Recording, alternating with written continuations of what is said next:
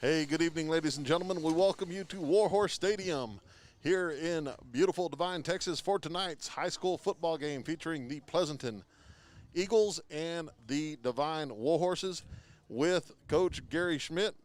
I am Jim Sessions, and we are back once again. Let's see, where are you over there, Coach Schmidt? Let me scoot up. I forgot. Yeah, I forgot we're on camera, not on the radio anymore. Yeah, we are back once again for some Warhorse football here in Devine.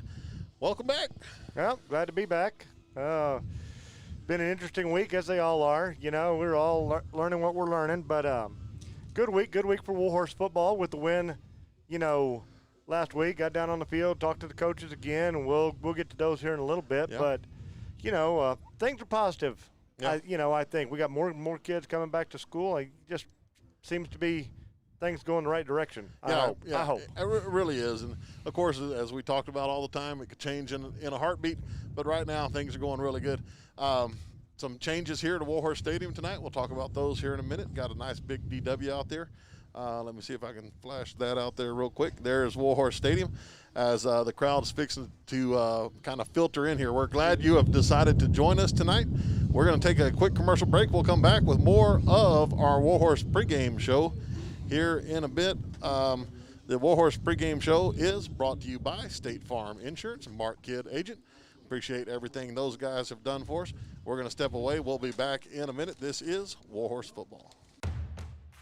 Looking for accessories for your truck or automobile? Stop by Alamo Truck Accessories. They carry a wide variety of products, including side steps, spray and bed liners, bumpers, lift kits, and more.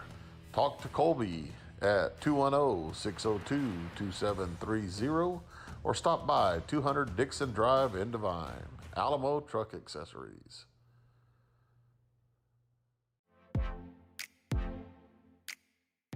Stop by and see your local Farmers Insurance agent, Rick Campsey. Rick and his staff want to help customers find the right coverage for their insurance needs. Open Monday through Friday, 8 to 5. Stop by 212 North Highway 132 or give them a call, 830-665-4495. Rick Campsey and Farmers Insurance, proud supporter of Warhorse and Arabian Athletics.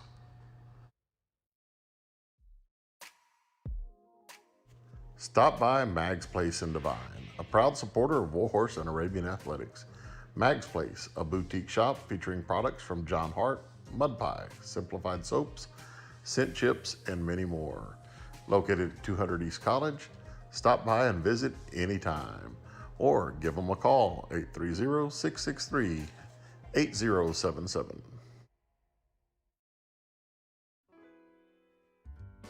State Farm agent Mark Kidd is here to help life go right. Mark and his trusty staff can help you and your family with all of your insurance needs.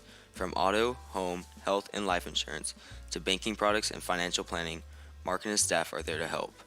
Stop by the office at 700 West Hondo in Devine or call 830-665-2807. Visit on the web at www.markkid.com. Mark Kidd and State Farm, here to help life go right. All right, we're back here at Warhorse Stadium in our Warhorse pregame show, joined by Gary Schmidt. I am Jim Sessions. We are roughly 25 minutes away from the start of tonight's game, and it's getting busy up here. People in and out. It is, and windy. It's a nice breeze blowing up here. I don't know how that's going to affect, Pleasanton being a little Pleasanton team. That might work in the Warhorse favor there. Yeah, let's take a quick second to talk a little bit about the Warhorses last week. Got a big win against Randolph here at Warhorse Stadium. Took them to 2-1 on the season, 35-20 victory. And talking to Coach Gomez and the guys, happy to get the win, but didn't really like the way it kind of transpired. It's kind of a sloppy game. Exactly, and when I was down there on the field talking to Coach Gomez, pretty much all the coaches, as we talked to him this week, a win's a win. No coach is ever going to turn down the wins, Correct. But they would have liked to seen some of the laundry not quite in their favor the way it was. A couple of fumbles that Coach Wells talks about that, it's drive killers. Yeah. And the offense has really been churning. They were churning in that game several times. Then they have these fumbles, and it just stops the drives cold right there, obviously. But those momentum changes in these games, it got close there for a while. Now Warhorse did expand the lead at the end. But you get that close game right there, and one or two of those fumbles like that can just really change the course of the game. Yeah, and it's always a plus, like when you're coaching, to have that little bit of cushion, and we had that, and we were able to do that. But that cushion kind of narrowized. I mean, that's not really a word, narrowized, but I mean it diminished, and it kind of made it where it was a little bit, closer than what everybody wanted. But props to the Warhorses, to the coaching staff, kind of got everybody when we really needed it, put together the big drives, got behind the big boys again up front. And Hack had a great game. Boy, he really has. He's really learning this offense. He's really talked to Coach Wells. You'll hear a little bit about this in the interview. But his ball handling skills, you hear them talk about that a lot in basketball. But the quarterback can really limit the defense's ability to chase them down when he is good with the ball. And Hack is just getting better and better. He's really learning to read. He holds that ball, in the give to Buddy Santos forever. And then, of course, when he does give it to Buddy, Buddy's just, those legs never stop. Yeah, Buddy's like he's shot out of a cannon. By the time he's on his third step, he's full speed. And Buddy had a couple of really nifty, nimble cut here, jump cut there, cut back against the grain runs. Got in the end zone 3 times as well. Exactly. Interesting enough, talking to the kids all the time and at school, and Buddy's talking about, God, Coach, they really closed up the hole on me, but, bounced out, and my end sealed the end over there for me. So as soon as I bounced it, it was wide open. Good team football right there. Not just talking about his skill set, but what his teammates did to help him. Right. Good character in that young man. Yeah, and we talk about the big guys up front, Big John Schnotts, and we've got Hayden Brummage, we've got Cannon Ramirez, Jeffrey Seal, Aaron Rivera, and some other guys that rotate in and out there. Got to give them all the credit in the world for everything that they're doing. But the other thing is these Warhorse receivers, they get down the field and they block as well. They do, and we talked about that on last week's show, how you're going to block. If you're playing Warhorse football, you're going to block. Brady Hack blocks, Buddy blocks, Ethan Santos blocks, the running backs, Aiden. If you're out there on the field, you're going to block for somebody at some point, and that is the mark of a good team. And that's kind of the things Coach Gomez was talking about, seeing them really come together, really starting to gel as a group. Yeah, I know. Like you said, there are a few things, of course, the coaches want to clean up, but definitely excited to be 2-1, getting that win against Randolph, who kind of was one of those sneaky opponents. A lot of speed out there on the field from the Randolph Rollhawks. Coach Villa's defense did an excellent job. He talked to him about reading the keys and the boys trusting their eyes, believing what they're seeing. And they really did a good job of getting to the spot so that speed couldn't get going. Yeah, great job by the Warhorses. Again, they're 2-1. We're going to take a quick commercial break. When we come back, we'll talk about the Pleasanton Eagles. They come into this 0-3, but everybody that we've kind of talked to said, look out. This is a tough 0-3 team. So we'll talk about that when we come back. This is Warhorse Football. It's the pregame show brought to you by Mark Kidd, State Farm Insurance. We'll be back in a minute. This is Warhorse Football. Chaparral Ford is proud to be a sponsor of this year's Warhorse and Arabian Athletic Program. Chaparral Ford has been serving Devine and its citizens for over 35 years. For more information, visit the website at www.chaparralford.com or go to the Devine establishment located at 102 County Road 773. Chaparral Ford, the experience is worth the drive.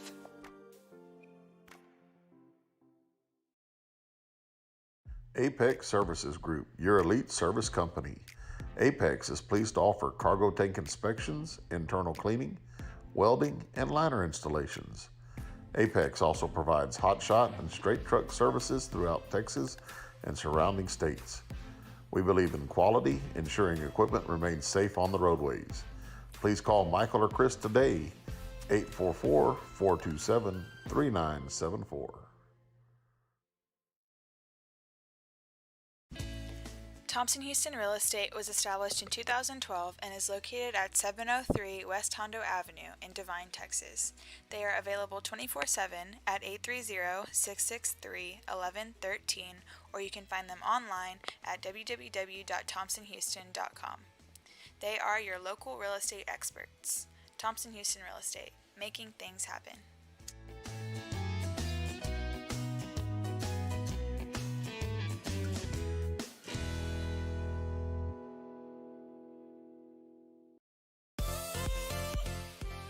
Is the IRS on your back? Are they threatening to take money from your bank account? Have they filed tax liens against you? Do your tax problems keep you up at night? If so, then James McElwee can help. James is a CPA that knows how to fight the IRS. Call him today at 830-476-3001 or email him at james@texastaxplanners.com to see how he can help you get free from the IRS. All right, welcome back. Warhorse Stadium, beautiful night for football tonight.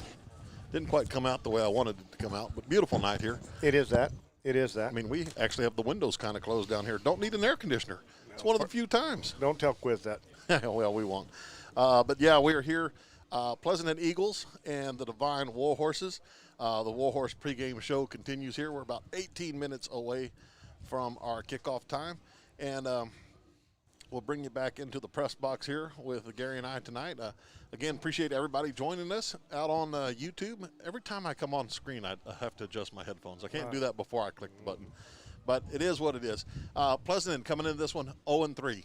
But talking to the coaches today, one of the better 0-3 teams you're going to find in the state of Texas. Getting better and better every week. A little bit behind because of COVID, you know, and a lot of schools are falling into that where, you know, they have a little setback where they had to go into quarantine for the 2 weeks or the 10 days, depending on what the scenario was. Pleasanton, one of those schools. But young quarterback, getting better and better, good receivers, big line, from what I understand. Yeah, talking to Coach Gomez a little bit this morning, he might speak to this in the interview, but he said, you know, some of their skill guys are new to the varsity level, but you can tell they're adjusting to the speed of the game, and they're starting to get a little more comfortable. And add to that, you've got Hondo, who's starting to look like they're going to be the real deal this year after they beat Uvalde last week. Then you've got Poteet, who really made a push at the end of last year, took Wimberley to almost, I think, maybe overtime in the playoffs. I think so. All right, and then Jordanton, who's ranked in the top 10 in 3A right now. Those are their 3 losses this year. So and that was a close game, 7-6 at halftime in that Jordanton game. Right. And were it not for a few fumbles in a critical area at a critical time of the game, who knows how that game turns out? Right. And that's always a rivalry right there anyway. right, yeah, those schools separated by 10 miles maybe? Yeah, not even that. not I think even it's that, like 5 probably. miles. Yeah.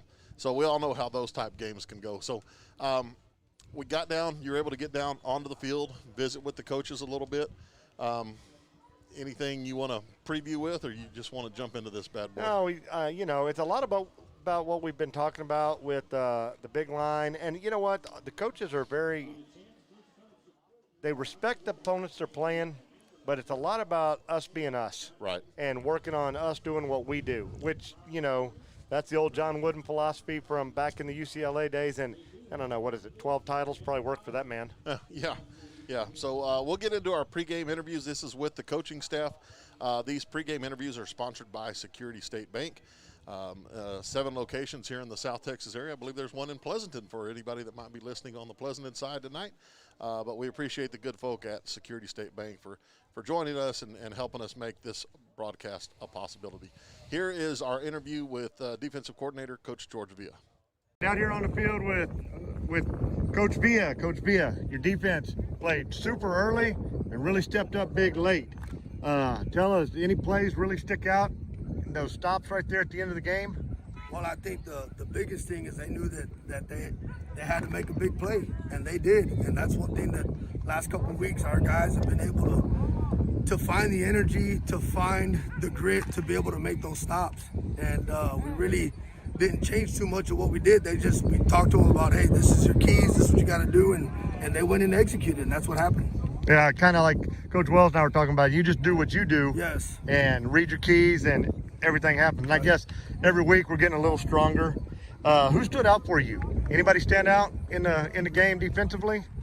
Well, our 2 defensive ends had great nights. They both recorded over 5 tackles apiece. They both had sacks. They both had tackles for losses. They really, really did a great job of executing what we wanted them to do, and it paid off for them. Right, lots of pressure right there coming from the edges. Gerlach and Jared. All right, okay, big O-line, tonight? What's the keys for your defense with that big old line that I see that Pleasanton has? Well, the biggest thing is we're going to have to keep our creases solid. You know, they're so big, and once they get moving, it's tough to make sure that your solids are kept solid, your creases. So that's going to be the key. They run a lot of zone schemes, so we're going to have to make sure that when we fit in the proper gaps. That way they don't bounce it out or get a big play out of it. And you and I talked earlier this week at school about your eyes. You got to get these kids, the younger kids, to trust their eyes, Yes. trust what they're seeing. And that's the biggest thing when you got young kids is them trusting what you're coaching them to do and trusting them to be confident in their reads and to go with wherever they're supposed to be at. Once they get their read, is to get to that spot. And that's the biggest challenge for us with the younger kids. And we're getting better, that's for sure. Well, and that's what you want. Get a little better, coach. Defense is looking better every week. Good luck tonight, and let's go get a dub. Thank you. Thank you. All right, back here in the press box. Good interview with Coach Villa there. It was. It really was a good talk down there. I'm sorry, I don't know how well the viewer could hear it. It was windy down there, and we're trying the new mic out. I don't know if you could hear the last question right there talked about his DNs really standing out for him, and we called their names all night long, Gerlach and Ferguson, and they were in on a lot of tackles, big at the end. But he was proud of everybody on the defense. It's pretty much across the board. And then they're just trying to do what they do and keep seeing and trusting, getting these young kids to trust their eyes and trust what they're seeing with their reads. And he feels like they're going to be okay when they accomplish this goal. Yeah, I remember talking to him the scrimmage the first week. It was like, we've got to learn to line up. We've got to learn to line up. Now it's like, okay, we're lining up. Now let's start trusting what we see. Mm-hmm. Let's believe in it, and let's get after it. Also, after you talked to Coach Villa, you got to venture over and talk to offensive coordinator P.J. Wells. Got a little defense, got a little offense right there. So we're going to go see what Coach Wells has to say right here. All right, now out here on the field with Coach Wells, offensive coordinator. Coach, the O looks to be gaining confidence every week. Who stood out for you when you were watching film after the game? Well, I think, again, it was pretty balanced. I mean, I know Brady had over 150 yards on 17 carries, but Buddy also had 17 carries and right at 100 yards.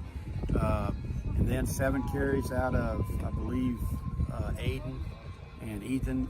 Santos had some carries. We just kind of mixed it up and just, like I said, did our thing. Right, and you got 2 touchdowns out of Brady and 3 touchdowns out of Buddy. And, like you said, I mean, that's 2 out of the 5 you named, but you got to like it when your horses are carrying the load like that. Right. Who surprised you? Anybody that you were looking for? They look like they're getting more confident every week. Right. Really, what I was.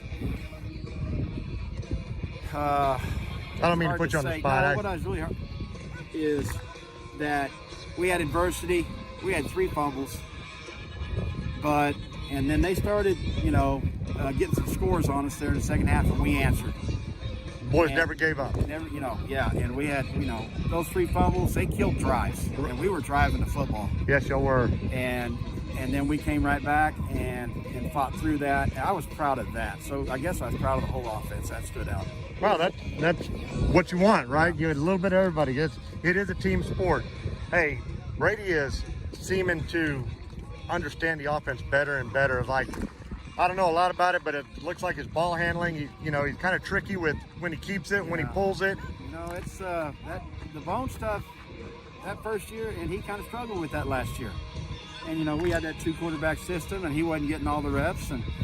But I knew that after a year under his belt, that it would be easier for him. And it looks that way. Yeah, we're seeing that. And then when he has to make the passes, he's throwing the ball on target, and Mason making some great catches out there. Well, Coach, good luck tonight. Hope that offense keeps rolling. Keep it up and looking for a few more touchdowns. Good luck tonight, Coach. Thank you very much. All right, back here in the press box, good interview with Coach Wells and got the staff coming through right now. Yeah, we go. We got you. We got you. There he is. Hey, good luck tonight, Coach. Good luck, guys. Good luck. Good luck tonight. So, good interview there, Coach Wells. Kind of what you're talking about. Just kind of do what we do, and we've got to be willing to look at some things, but it's about what we do. It is, and one thing we didn't really get into. He talked about a lot of kids. Talked about Brady. Talked about Buddy. 2 touchdowns, 3 touchdowns. Talked about those young kids running the ball with Ethan and Aiden and Gabriel and Nate. All those kids running the ball. We didn't even talk about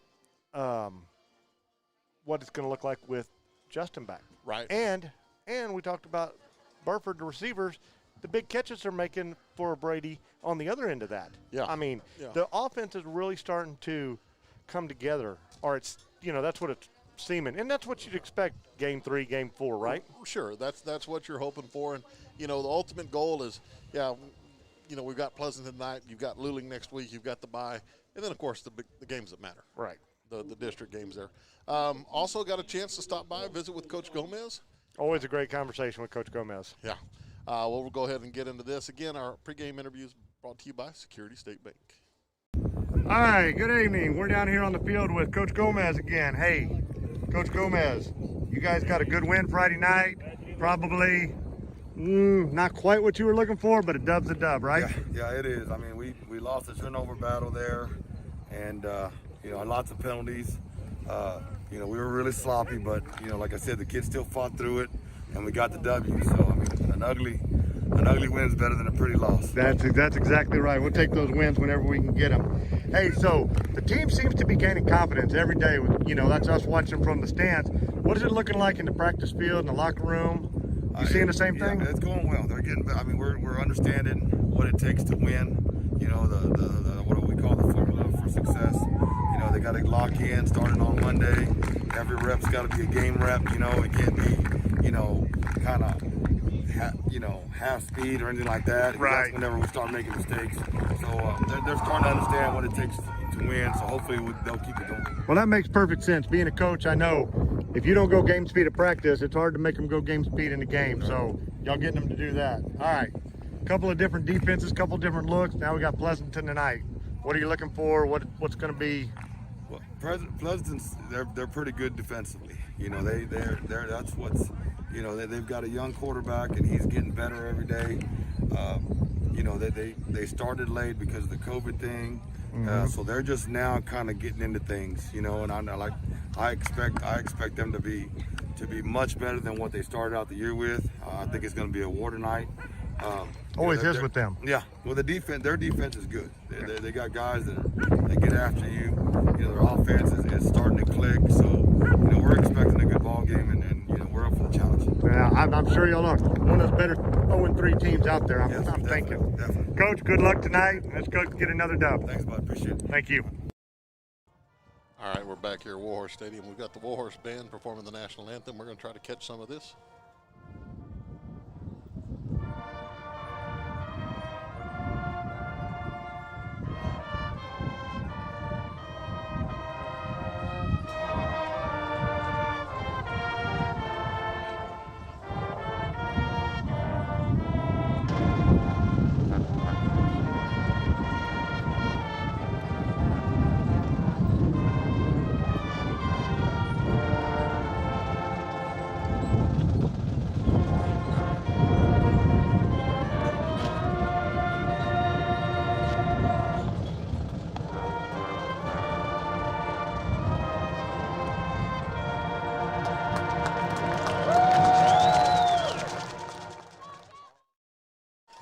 Happy to bring you some sounds here from Warhorse Stadium, and we're going to have to get those coaches' interviews rolling a little bit earlier, Smitty. That way we can get to the full national anthem. I'm telling you.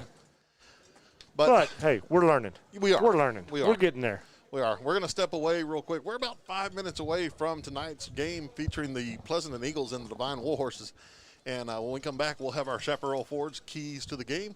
We'll be back in a minute. This is Warhorse football.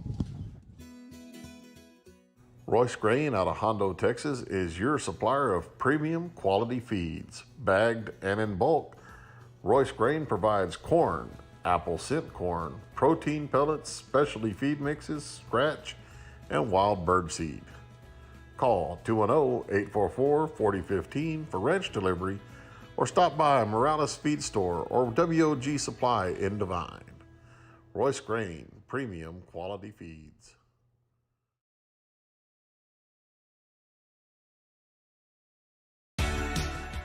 MP Material Haulers is proud to be the septic tank service that their community trusts. You can call them at 210-289-5890 or find them online at www.septicsystemservicedivinetexas.com. MP Material Haulers, one-stop service for all of your septic needs.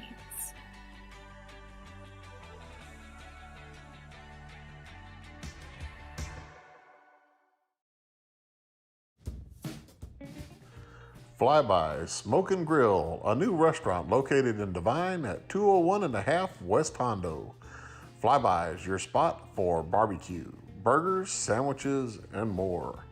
Open 11 to 8 on Tuesday through Saturday, 11 to 3 on Sundays, and closed on Mondays. Flyby Smoke and Grill, where we meet the need. Call us 830-663-8088. All right, folks, we are back here. The Devine Warhorses, Pleasanton Eagles, fixing to do battle here at Warhorse Stadium. Schmitty stepped out real quick to help our camera person out there. So hopefully everything's going through okay. Looks like Christian Gerlach is out for the Warhorses. We'll get out of the billboard here. There's our captain's meeting. Pleasanton has won the toss and has elected to receive. So the Warhorses will be kicking off, and they're going to kick off towards the north end. I'm guessing they're wanting that wind in the second quarter there. But Schmitty, now that we're here, let's talk real quick about our Chaparral Ford keys to the game.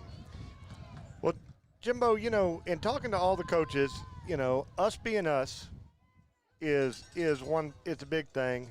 But I'm going to go out on a limb and take a little something from Coach Villa, which is we've got to trust what we see.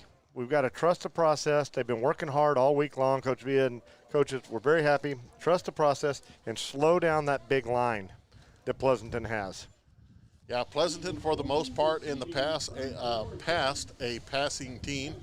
And talking to the guys today, they say really not a whole lot different. Run it a little bit more maybe at times, but do want to try to be the passing team they've been in the past. Well, young quarterback right now for them. So, he's learning, and as we've been talking about, he is coming along. Every week he's getting better and better, just like our quarterback, like Brady.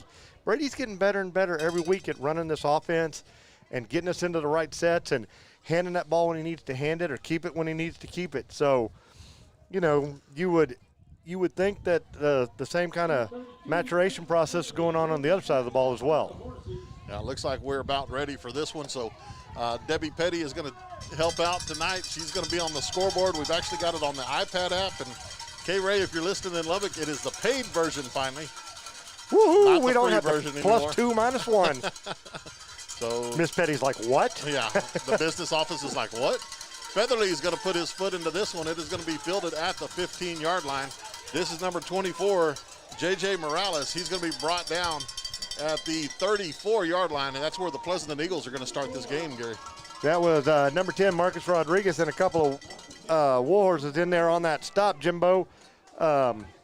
Pleasanton starting off with pretty decent field position here at the 35-yard line.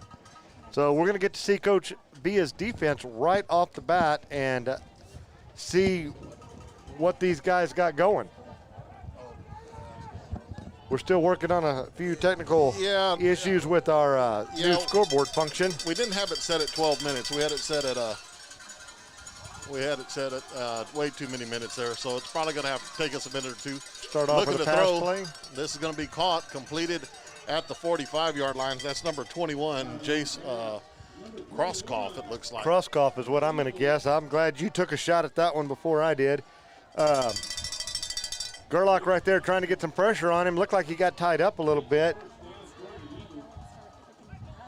But not the kind of way Coach Villa wanted his defense to start. 1st and 10 for Pleasanton now at the 45-yard line after that 10-yard gain. Bear with us on the time here, folks. We'll figure it out. 1st and 10 here, 45-yard line. This is going to be handoff, no kept. This is going to be number 8, Sean Ramos, trying to get outside. He'll be brought down there. Good play by the Warhorses after a gain of 5. Heck of a tackle right there by X Contreras That play had a chance to get away from the Warhorses right there. Xavier does not make a stop right there and keep it to only a 5-yard gain. Ball rest right at the 50-yard line. 2nd down and 5 upcoming for the Pleasanton Eagles. 3 split right for the Eagles. They're back to pass. Ramos under pressure. There's Gerlach. Gerlach's after him. He's not going to get there. Ramos is going to throw this one incomplete. Good job by the Warhorse defense there. And Jim, there was stop. Yeah, I'm sorry, I didn't mean to step on you right there, but there were those 2 defensive ends that Coach Villa was talking about. Gerlach from the play side right there, and Jared Ferguson coming all the way from the backside, keeping his discipline, not letting anybody get deeper than him, and pressuring the quarterback into the bad throw right there. So, you know, right off the bat, the 2 kids that really stepped up last week are showing why they're the leaders that they are. 3rd down and 5 here. Shotgun formation. 2 receivers split each way. This is going to be a handoff. Nothing doing there. I think the back might have tripped in the backfield, but regardless, that's going to be a loss and bring up 4th and long. I tell you what, Big John was there to say, just in case, you're not going any further, buddy. All right, we're kind of getting it matched up here. We have about 10 minutes and 45 seconds left to go here in the first quarter. So I think you can adjust it. Looks like Mason Burford back deep for the Warhorses. They'll be punting punting downwind. A pretty strong breeze here at Warhorse Stadium tonight. That ball's on the ground. Yeah. He had to rush it, got away a pretty good kick. Burford's going to catch that at the 13-yard line. He's going to make one Eagle miss, but not the others. He'll be brought down at the 18, and that's where the Horses will start this one, Schmitty. That was a good job right there by Burford. Kind of a bad snap right there for the Eagles, and they did a good job of getting that punt off and not letting the Warhorses get in there to block the punt. So now let's go see what the offense can do. See if we can't keep this this juggernaut rolling. All right, here come the Horses. 1st and 10 from the, well, it looks like they moved it back here. It's going to be about the 17-yard line. Double wing formation for the Horses here. This is going to be Veer, Buddy Santos right up the middle. Short gain there, maybe 1, and that's going to be it. Not much doing right there. That big offensive line, big defensive line right here as well. The big boys up front for the Warhorses are going to have their hands full. I'm sure they're up for the task tonight, though. And, you know, you got to feel it out and see what's there and what they're going to give you. And, you know, every game starts off a little bit different. Yep, twins right for the Horses this time. Hack under center again, Santos in the backfield. This is going to be motioned by Ronaldo Martinez. This is going to be handoff up the middle. Powell moves forward as Buddy gets out to around the 25, so that's a nice gain there. It's going to bring up 3rd and 2 for the Horses. Jimbo, Buddy just willed that last 3 yards out of that play right there. I mean, there was a host or a nest of Eagles around him, and he just willed it forward for another 3 yards and made it a manageable 3rd down for Coach Wells. Appreciate everybody tuning in on YouTube tonight. 9 minutes and 15 seconds left to go here in our first quarter. Warhorses' first possession here. Veer again by the Horses. Santos, he's going to have enough for the 1st down. That's going to be 4 yards on 3rd and 2, so move the chains for the Horses. Great effort right there. Warhorse line knowing that they had to own the front right there, and they did it.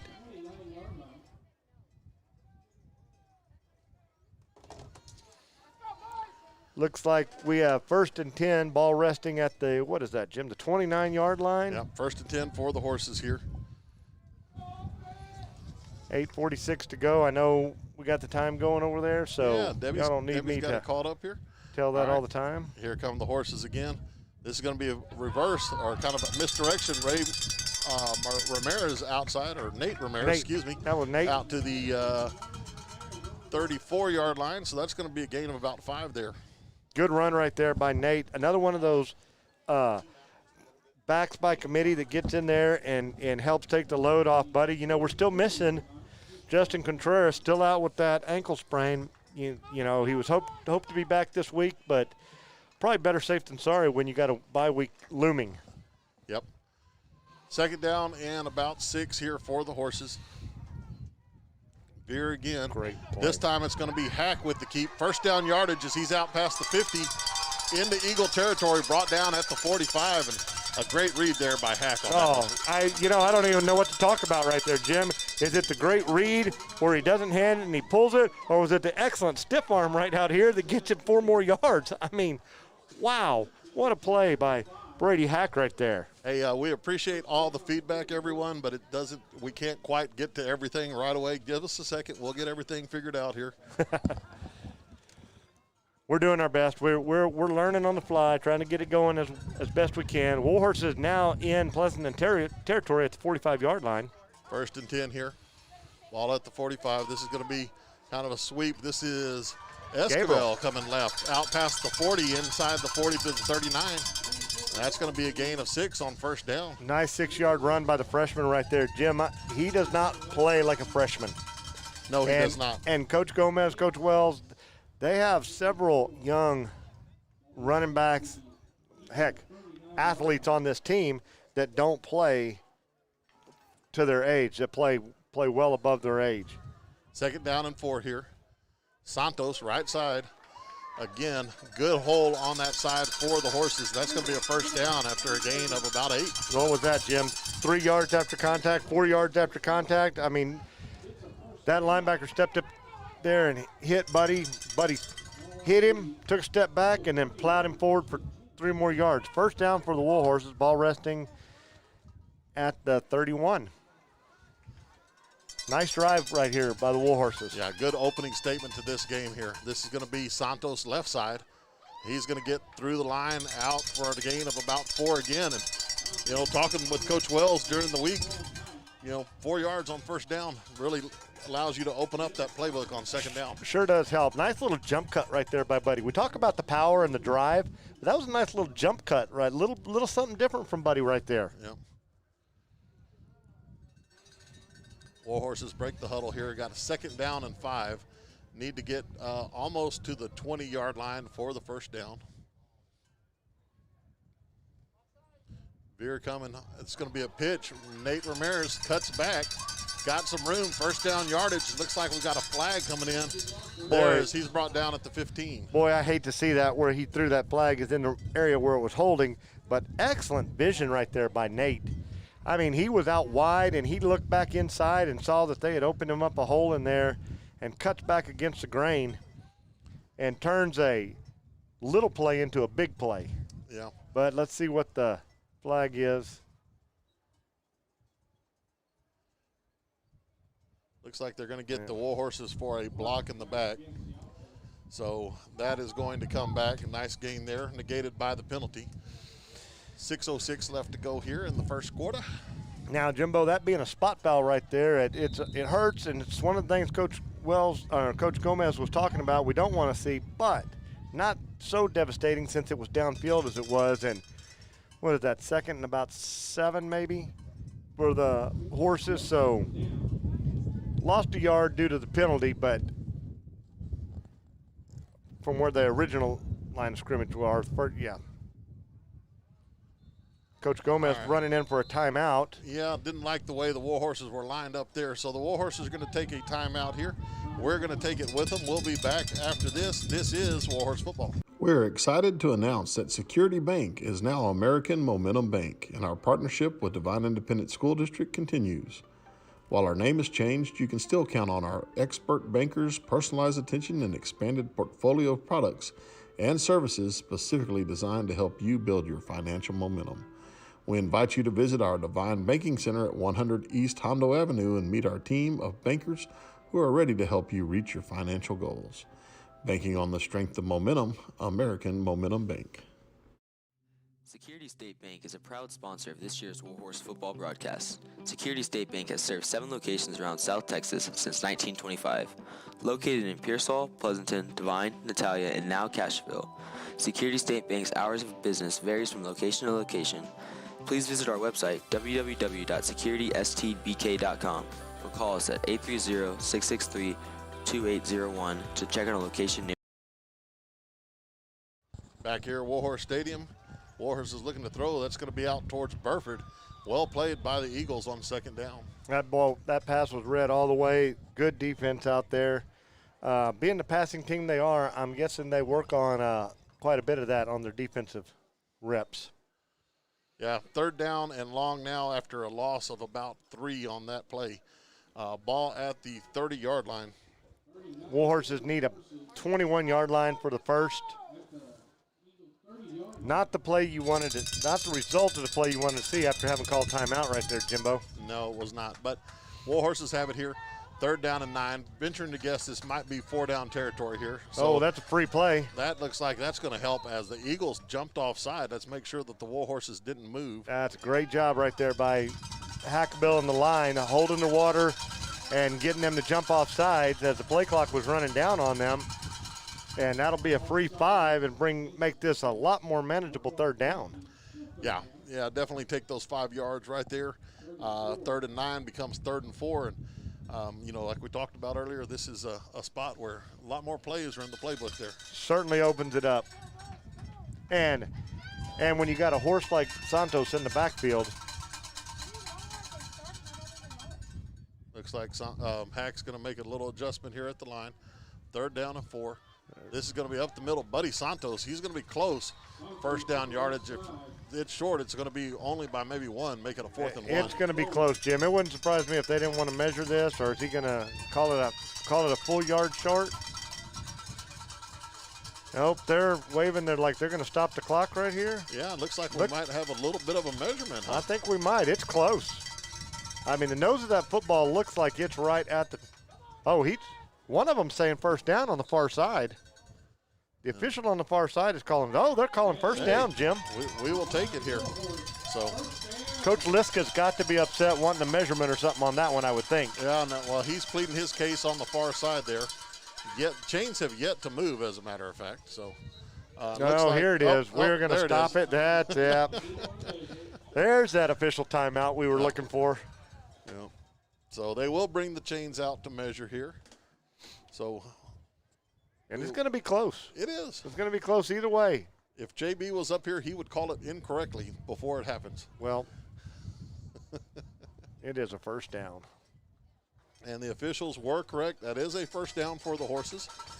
Looked like by about a half a football, best you could tell right there. Yep. But, like you said just a minute ago, it probably 4-down territory, especially when you're talking about that short a distance had it been short. Oh, yeah, for sure. With the big boys moving the way they have like been. They are, yes. Yeah, I think that would have been a no-brainer for the Horses. Don't have to worry about it as it becomes 1st down and 10 from the 21-yard line. Hack's looking to throw, and he is not going to get that off, as that is going to be pressure and sack there by the Pleasanton Eagles. And they had good coverage on all 3 receivers that he had out in routes. I looked there for a minute like Burford was going to come open, but the safety slid in and took because Hack looked like he was getting ready to throw it, and he pulled that ball down, and wisely, as the floodgates opened up, and not what you were looking for 2nd down and long here. All right, here we go. 2nd and long. Looks like a gain or loss of about 8 on the play there. So we'll see what the Horses do here. Tight formation. This is going to be handoff Santos right side, gain of 3 maybe, and that's going to bring up 3rd and long. Not much doing. That defensive line stepped in right there. Warhorses, the kind of plays like we talked about it. Not a flag on that one, Jim, but just that loss of down, a little bit of loss of momentum right here. Got to get that turned around and get back going the right direction. Yep, 2:52 left to go here, 1st quarter. Good drive going for the Horses. Yep.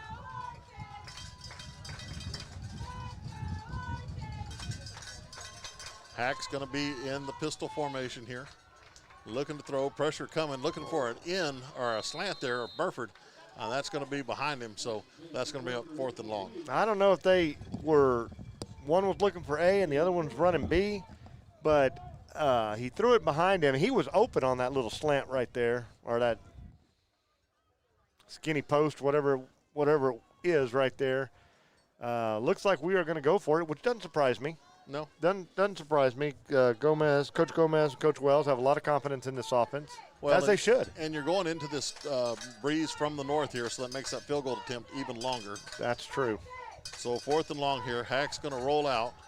He is going to throw. He's got Burford incomplete as Burford nearly brought that in, tiptoeing on the sideline. That would have been enough for a 1st down, Unfortunately, it'll be incomplete, and the Pleasanton Eagles will take over. Just a hair wide. Well-designed play, and it was there. It's something I would look for them to come back to. Yeah, most definitely there. So good drive by the Warhorses to get started here. Took a lot of time off the clock. Unfortunately, nothing on the scoreboard to show for it.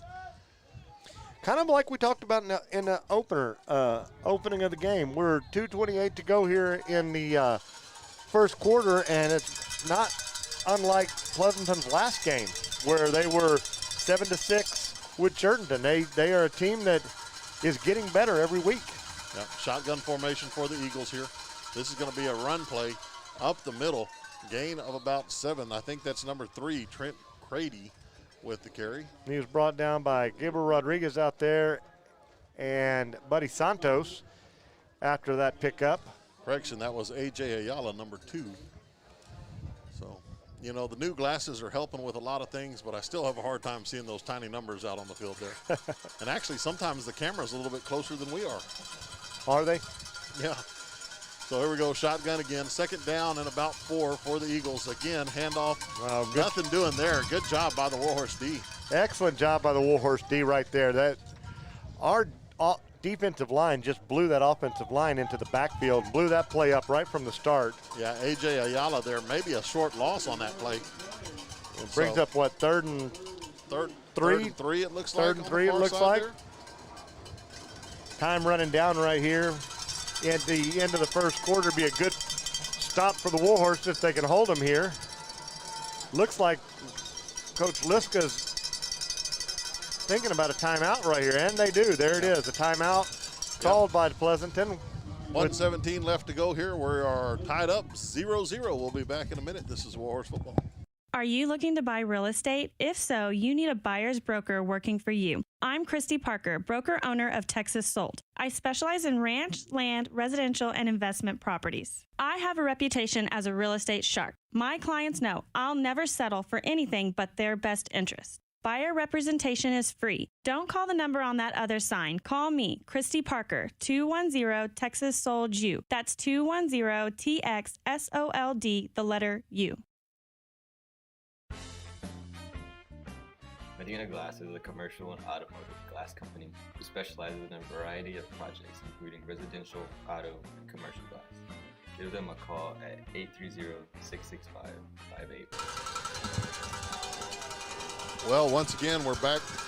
Not quite enough time for 2 commercials there on the timeout. Handoff up the middle. Nothing doing there. Big stop by the Warhorse D. Super job right there. Great adjustment by the Warhorse defense to get that stop. Another one of those cases where you call a timeout, you go into the timeout, and you come out and you don't get the play that you're looking for because you're not hoping for a negative yardage situation after you've just called timeout. Yeah, it looks like maybe if no gain, maybe a short gain there, 4th down and around 2 for the Eagles. Looks like the punt team's on for them. Burford's really deep back, almost at his 25-yard line. Of course, downwind. We got a flag on the play? Yeah, flag on the play. I think Pleasanton might have had a few too many they have on the field there as they had a late substitution leaving the field. And that is it. We'll take that 5-yard penalty. Yeah, well, I think, even though this is at the 5-yard line, 34-yard line, 4th and 1, I guess you've always kind of be thinking fake. And speaking of that, got to give a shout-out to Bobby Campsey, longtime Warhorse fan. He's watching That's tonight. awesome. And Bob said, I'm not saying his name enough, so I got to give him a shout out because he always yells, watch the fake, boys. Watch the fake, watch the fake. No Warhorse fake is here. coming after this one, and they're not going to get their good kick. It's going to hit at the 35, bounce backwards down there, and that's where the Warhorses will take over for their second drive with 36 seconds left to go here in the quarter. Yeah, good starting field position right here for the Warhorses as they start their second drive of the evening. Looking to actually push it across the goal line this time.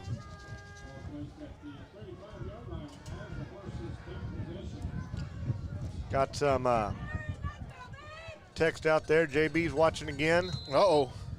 He's out there keeping his eyes on us, making sure we're doing things right. We ought to get him back up here in the booth a little bit. Yeah, I'm telling you what, he's sending us some information for the broadcast. We might as well bring up his wealth of knowledge here. Nate Ramirez, right side, hit, spins out of it, makes a positive gain out of it.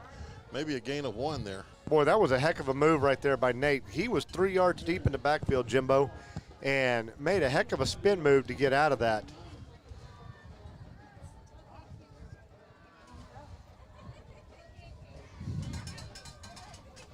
Warhorses got substitutions coming in and out of the field as they break the huddle. Yeah, as we're getting close to the end of the quarter here. I don't think they're going to get this play off. Hack is going to get it off right beforehand. Pitch back left side. This is Esquivel. Cuts back against the grain. Right side now. 40-yard line, still on his feet as he'll be out to midfield. Run out of bounds there, and that's going to end our first quarter. What a play to end the first quarter, Jim. He had nothing over here to the left side. Saw that little crease back in there. I don't know how he snaked his way through it, but heck of a job by Gabriel getting out there and picking up the first down for the Warhorses. We're going to the second quarter. Yeah, we're going to step away real fast. Warhorses will have it first and 10 when we come back. This is Warhorse football 0-0 here. North Park Chevrolet is located right down the road off US 90 in Castroville. Come see Eric Smith and Andrew Zapata, who are local, small-town Warhorse and Arabian supporters, not big city salesmen. They have a great selection of new, pre-owned, and certified units to choose from.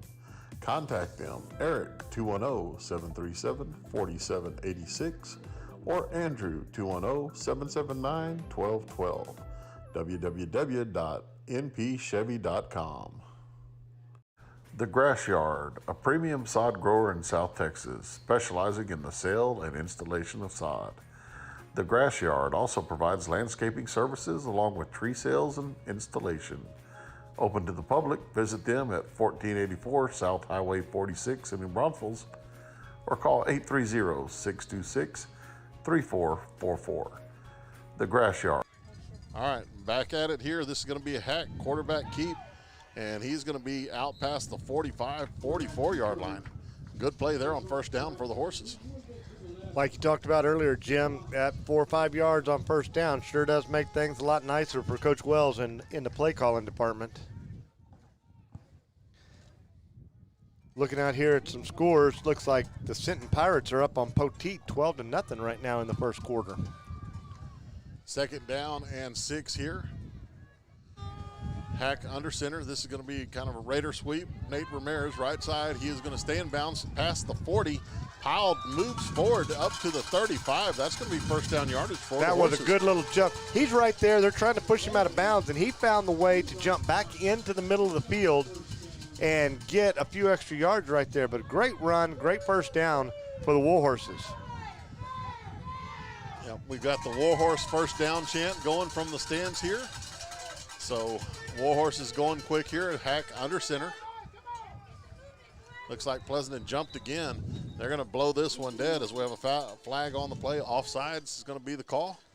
They're doing a good job. I don't know if they're just that antsy to get in there or if Hack's doing that good a job with his cadence down there causing some problems.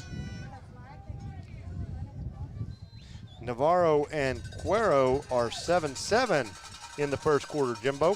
Wow, got that one down for our halftime scores here in a little bit. Be a fun one to keep track of.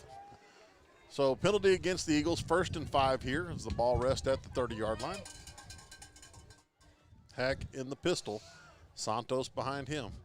This is going to be Santos left side, cuts back nice right. Cut. And he's going to be brought down at the 20-yard line. First down for the Horses. Nice run there by Buddy. That was a beautiful run, and I'm not so sure that umpire right there didn't help Pleasanton save a touchdown, because I think Buddy was going to bring that just a little bit further back to the right here, and he had a lane to run through. Now, I don't, we're up here. It's hard to tell that for sure, but it looked good from where we were. Hack under center this time. Looks like a little motion by Nate, and he's going to come back to redo it. This is going to be pitch back, Nate. Big hole there, and it'll close down as he gets a gain of 2. But that looked like that might have been a little bit bigger than what it ended up being. Nice job by Pleasanton's D. It was. A.J. Ayala right there on that tackle. That looked like Nate had a hole to run through, and it closed up in a hurry. Ayala closed that gap in no time. 2nd and, what's that, 8, Jimbo? Yeah, it looks like a 2nd and 8 here, Schmitty. Warhorses are going to come out twins on both sides this time. Buddy's going to be behind Hack, who's in the pistol. Motion by Nate here.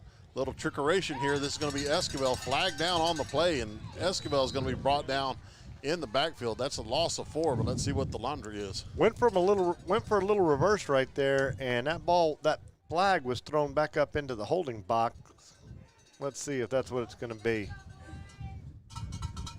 Yes, that is what it's going to be. Holding on the Warhorses. That's going to cost us 10 yards right there, Jim. Well, and it's one of those deals where it's a 10-yard loss, but you get to replay the down, where it could have been a 4-yard loss and it could have been third down. And it could have been third down. That is very true. And I think that's what Coach Liska's saying over on the far sideline there for the Pleasanton yeah, Eagles. like, wait a minute. He's saying, wait a minute. Maybe we want to take this down and make it third and long. That's here. right. And that is exactly what they've done. I'm sorry, Jim. That's right. They've declined the penalty, and that brings up third and, 11? Yep, trips left here for the Horses. Hack's going to look to throw. That's going to be Burford. He's got him on the little slip screen. A lot of room there. Burford at the 5. Touchdown, Mason Burford. Jimbo, did you see Big Jeffrey Seal down there laying a block at the 2-yard line? I don't know if you're supposed to do that, though, but Big Jeffrey Seal laid a block at the 2-yard line to clear the way for Burford to get in there. Nice design play. Yeah. So touchdown for the Horses there. They're up 6-0. Featherly on to do the extra point here. The band parting like the Red Sea there on the south end zone. Look out, sousaphone. Here it comes. Good snap. Kick is going to be blocked. Pleasanton is going to come up with that. Okay. Good job by the Warhorse special teams there to bring that guy down. That's a live ball. That could be worth 2 points. That could be if he takes it the other way. But not what they were looking for right there. And I tell you what, Jimbo, speaking of not what somebody's looking for, you keep talking about that sousaphone getting the ball in it, and as soon as it happens, Mr. Miller's going to come find you for jinxing that. Yeah, he will. But you know what? That's just something I'll have to live with. Warhorses lead this one 6-0. We're going to be back in just a minute. This is Warhorse football. Morales Realty is proud to be a sponsor for Warhorse and Arabian Athletics this year. We have and will always support our local student athletes. Morales Realty has been serving Devine and the surrounding area with real estate services for over 24 years, offering buyer and seller representation on purchases in residential, commercial, and farm and ranch properties. We also offer property management services. Broker Cindy Langley Morales, a graduate of Devine High School, and staff offers a combined experience of over 70 years in real estate. Morales Realty, where experience matters.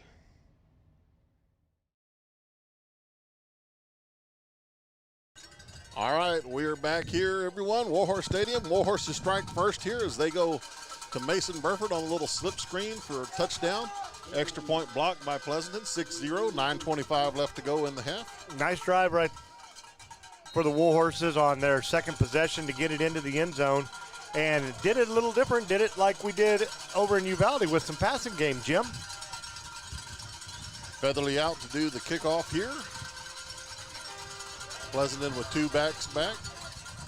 This is going to be a high short kick. Fielded by number 11, Alonzo Duran, going right side, has a crease there as he's past the 30, 40-yard line. He'll be brought down at about the 44-yard line. Good job by Jacob Featherly getting all the way over to that side of the field. And he actually turned Duran back into 2 Warhorses that were chasing him to make the tackle right there. Now, good opening or good field position here for the Pleasanton Eagles as they will take the ball at the 44, 45-yard line, it looks like, as they're fixing to set this down. Appreciate Miss Debbie Petty coming over. She is learning on the fly here. We've got her on the scoreboard tonight. Mackenzie wasn't able to make the trip with us or be here tonight for this one, so props to her. She's catching on rather quickly here. Here come the Eagles out of the gun. Handoff up the middle. Again, nothing there. Good job by the Warhorse defenses. They're in the backfield for a loss of 1. Jim, we have a flag right over here on the Warhorse sideline.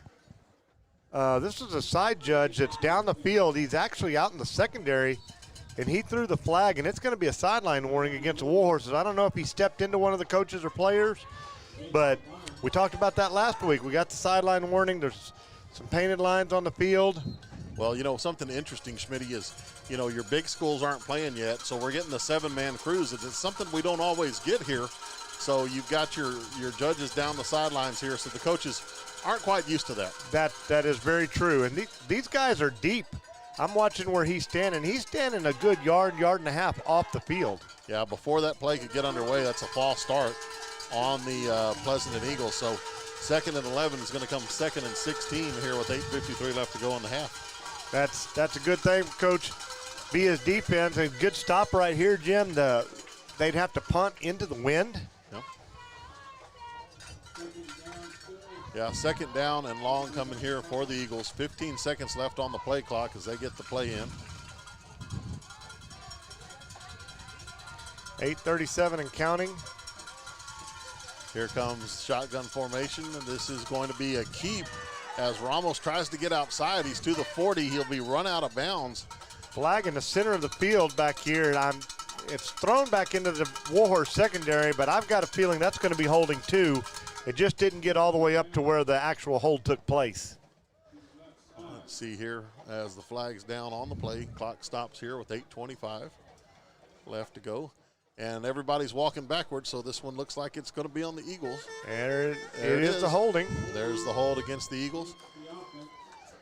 So one thing I did notice for the Eagles last game, quite a few penalties, kind of like what we talked about in that Warhorse game against Randolph. You know, probably something the Eagle coaching staff is wanting to clean up, but rearing its ugly head here. It is. This is big yardage right here. 5, 10, 15. Yeah. It's going to be second down and what, about 27? 27? Yeah. 26, 27? I'm running out of fingers and toes to count that up, Jimbo. Ramos is looking to throw. He's going to throw this one over the middle. Has a man, and that is going to be dropped as Alonzo Duran had a step on the Warhorses. He did. He had all the Warhorses beat, and that was a well-thrown ball right into his hand. Now, there is a flag down in the backfield right around where the quarterback threw that ball. I was watching the play and not sure, did he get hit? And we have a personal foul, roughing the passer on the Warhorses. Yeah, I was watching the ball in the air there, and I guess the Warhorses got a roughing the passer there. So it's a 15-yard penalty. Won't be back to the original line of scrimmage, but it is an automatic first down. Automatic first down, so that's going to move those chains back to this spot to be 1st and 10. And that's a killer right there when you have 2nd and 26. So the Pleasanton sideline is being warned right now, just like the Warhorse sideline was, about making sure they're back behind that line. And again, another smaller school with that 7-man crew like you're talking about. 1st and 10 here for the Eagles. The ball is going to be at the 44-yard line. Ramos is looking to throw. Nice job by Burford as he went in front, cut in front, and nearly had a pick there. Boy, he did. He read that all the way, shot through there, and just missed having a big interception. And that's to the house if he catches that. Yeah, not a scoop and score, JB, but it would have been a score. Yeah, that was a good read by Burford there. Made a great break on that. And incomplete pass, and stops the clock here momentarily with 8:10 left. This is the 3rd possession, I believe, for the Eagles. The Warhorse defense has done a good job stopping them up until this point. 2nd and 10. This is going to be speed option right side. Well played by the Horses. Looks like they're going to get back to the line of scrimmage. There is a flag down on the far side, so we'll see what this is about. What do you want to bet? I'm going to go with hold with what's going on right now. But we've seen a lot of those. That seems to be the penalty of the day. Yeah, and considering the coaching staff from Pleasanton is talking to that official, and the Eagles are walking back once again. It is going to be a sideline infraction against Pleasanton. So no yardage here. So 3rd down and 10 is there was no gain on that play. Again, good job by the Warhorse defense in pursuit, keeping that to a gain of 0. 3rd and long. Clock still rolling right here as we cruise down under the 8-minute mark. 3rd down. Go ahead. I'm sorry. I was just going to say, let's see if Coach Villa's defense can step up and get the stop they're looking for. Ramos in the gun. He's going to look to pass. Here comes Gerlach. He's going to get there. Ball's loose. And there is a scramble on the field. Great job by Christian Gerlach around the end there. Get the sack and the fumble. Boy, that young man, you talked about Buddy being shot out of a cannon. That kid came around the corner. He was moving. He looked like he was running the 220 or something. Yeah, that's the 200 now for you younger folks. That's right. That's my bad. I apologize. 37-yard line is where that one is. That's a loss of Well, that's a loss of 8. Good job there by Gerlach. Can't get used to this metric system. About 7 minutes left to go here. 4th and long. Punt team on for the Pleasanton Eagles. Burford back awaiting it. And there's going to be a whistle here. So beforehand, we're going to have an offsides. Is that what they're indicating? No. Did the Warhorses jump a little bit here? I think they might have, because the coaching staff on our sideline does not look very happy. No, both side judges were with the flags here. So, yep, offsides, Warhorses. Yeah, offsides against the Horses. Well, I guess if there's ever a time for an offside penalty, it's on 4th and 18 or there. That's right, because it's not going to get them anywhere where they're going to want to go for it in this part of the field, being in their own territory. So Burford steps back again. You know, they punted away from Burford right there on that last punt. Snaps a little wide. Good job there by the Eagles to get that one. This is a short punt. It is going to hit at the 32-yard line. Roll forward. Warhorses will get it at the 27.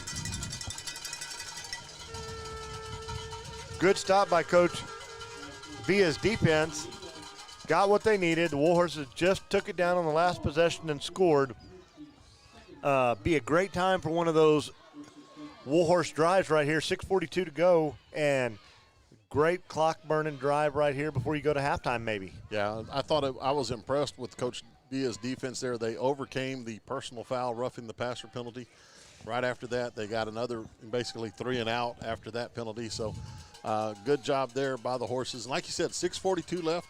Great time. See if the Warhorses can chew up some of that clock with that ground game that is kind of a staple for the Warhorses. Well, we got some discussion going on here with the Warhorse coaching staff and a couple of the officials. They've got offensive coordinator, defensive coordinator, head coach down there, and they are really having an animated discussion, it seems like. Well, I'm just wondering if this official isn't quite used to the coaches being out on the field like, you know, our coaches usually are. I mean, most officials will let the coaches get out towards the numbers. They won't let you get past the numbers, but they'll let you at least get out towards the numbers a little bit. And I think they're having this discussion about, hey, we've done a sideline warning.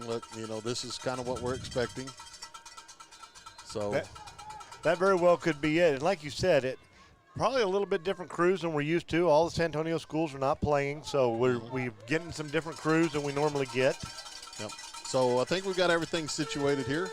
Pistol formation for Hack. 1st and 10 from the 27. This is going to be Santos. Right side has a hole there. He is going to be hit at the 30-yard line. Still on his feet, though. Out past the 35, and that's a good 6 yards after the contact there. A good 6 yards of yak. Isn't that what y'all were talking about, the yak yards? That was 9-yard, 8.5, 9-yard run, and 6 of them are after contact. And you just can't say enough about the way he drives his legs. And it's impressive. It's fun to watch.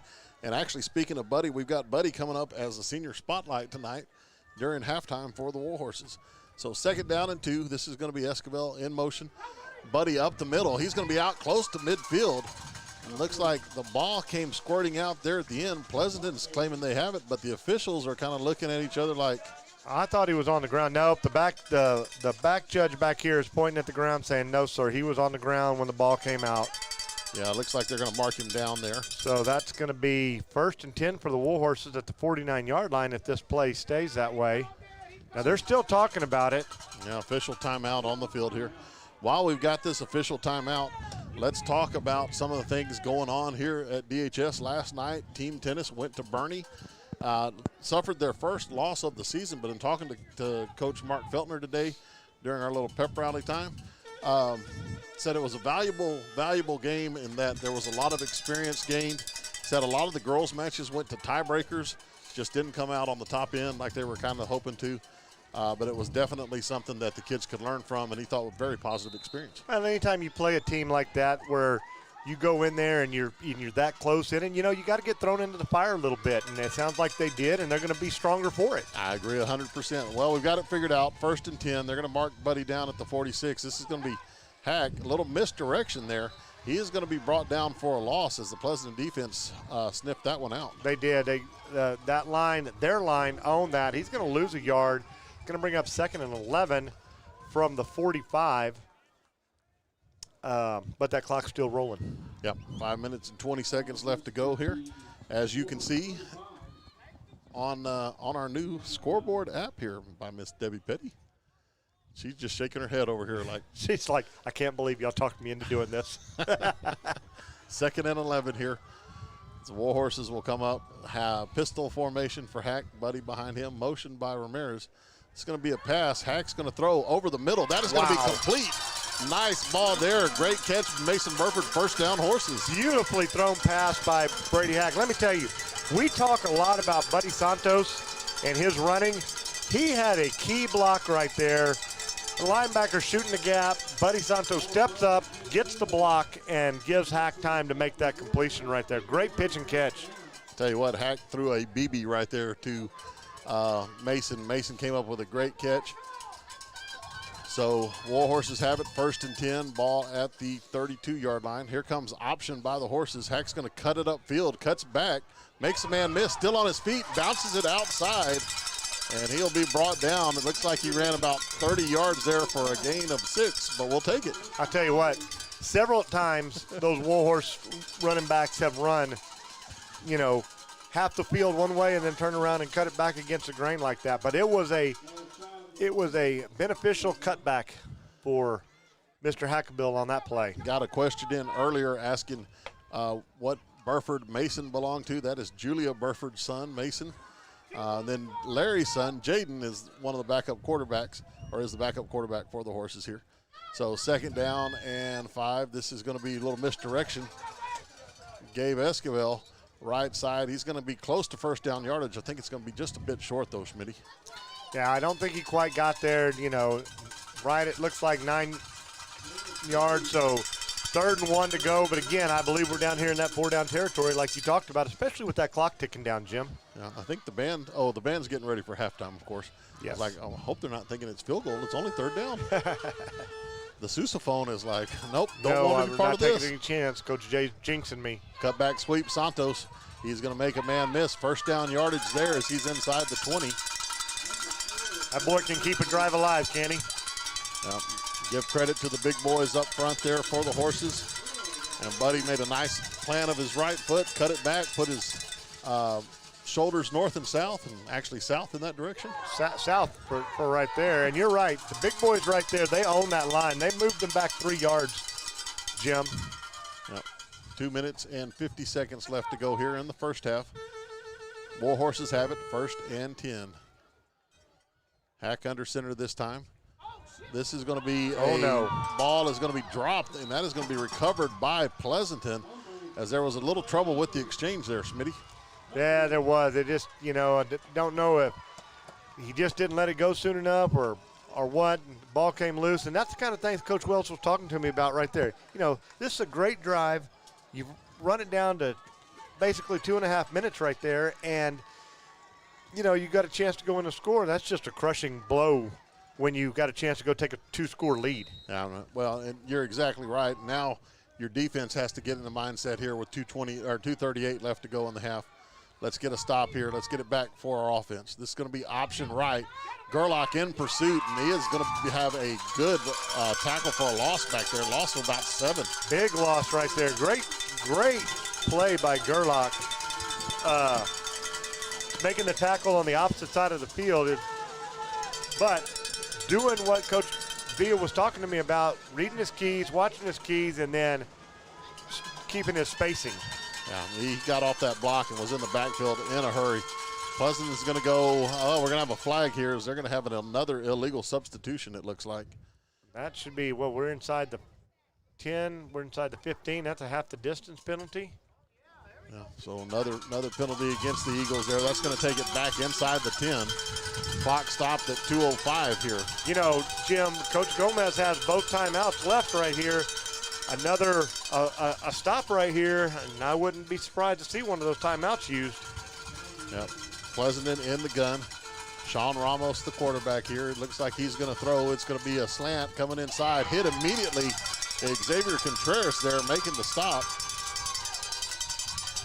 Big tackle. Timeout called immediately by Coach Gomez. That brings the ball out to the 15, but it's still brings up 3rd and 15. Actually, that was number 5, Jaden Burford there. Oh, it was making Jaden. the stop. I thought it was 6. It was 5. We're going to step away real quick while we have a chance. One of our new sponsors this week, RJ's. Here's their commercial. Hungry? If so, stop by RJ's, a family-owned and operated business since 2019 where all food is made to order. RJ's proudly supports the Warhorses, Arabians, Colts, and Fillies. Open Monday through Friday from 11 to 7. Stop by at 205 State Highway 132 North in Devine or call 830-521-9967. RJ's. Stay hungry, my friends.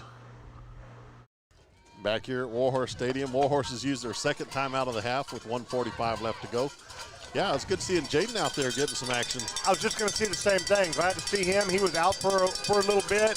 I know they're glad to see him back on the field. Very promising young athlete for the Warhorses. So 3rd down and long, still about 15 here. Ramos looking to throw. This one's going to be off the hands of the Eagles, incomplete. It looked like the Warhorses might have a chance there. I thought maybe Esquivel had a chance to pick that one off. But Gabe was coming in diving, but how huge is that right there with the incomplete pass to stop the clock and save that last time out for Coach Gomez? Yep. So you're exactly right there, Smitty. 4th down and 15 as the ball is about the 15-yard line. Again, the Eagles having to punt into this breeze, although it's calmed down a little bit. Warhorses look like they might be coming after this one. Well, they haven't had very good snaps. And there's another one on the ground right there. Oh, they just missed it. High short kick. That ball is going to take an Eagle bounce, though. Of course it does. And it's going to get out to the 49-yard line. It'll be down there by the Eagles. 1 minute and 31 seconds left to go. Let's see what the Warhorses can do with 2-minute offense here. 2-minute offense, 1 timeout to go. This is what we saw in Uvalde. Yep. What do we have? 1 minute and 1 second. Yeah, I think it was 1 minute 2, and it took us all of 59 seconds to take it down the score. 59 seconds to get in there and score. So they've gone farther with less. Actually, no, this is about the place that he got the kickoff out to. Hayden did a great kickoff return there, got us out to the 48. So let's see if the Warhorses can do something here as they take over at the 49-yard line. Burford's going to split wide left. That's Mason wide left. This is Hack under center. And looks like we're going to go for Burford. That ball is going to be incomplete. Good coverage there by the Pleasanton Eagles. Well played by the Eagles. However, had he caught it, high school rules, he had first down yardage, the clock would have stopped. You know, I would expect them to have some kind of play, get up there and spike it, or get up there and get ready to go quick. Yep, 1:27 left to go here. 2nd and 10 for the Horses. Yeah, that RJ's commercial, man, that looked good. Well, Robert Pequeno, he wanted to join up. We talked to him and said, yeah, let's do it. Got me some pictures. We're able to get them rolling there. I tell you what, we need samples. Yes, we do. Hack's going to scramble here. He's going to have a gain of about 3. Not much doing there. Bring up a 3rd and long. Ran into the back of one of his linemen blocking for him right there, Jim. I don't think he knew that Brady was out there scrambling like he was, or he could have released a little more downfield, and I think there was some yardage to be had there, but, you know, it is what it is. Yeah, we're under a minute here in the first half. Warhorses lead this one 6-0. Another little thing to look forward to, hopefully at halftime, talk to Andy, might get some halftime stats. I hope so. He's supposed to try to get us some stats up here, so hopefully we can let y'all know a little bit of the numbers going on out there. Warhorses looking to throw pressure coming for the Eagles. Hack's going to pull it down. Ball is going to get knocked out of his hand there.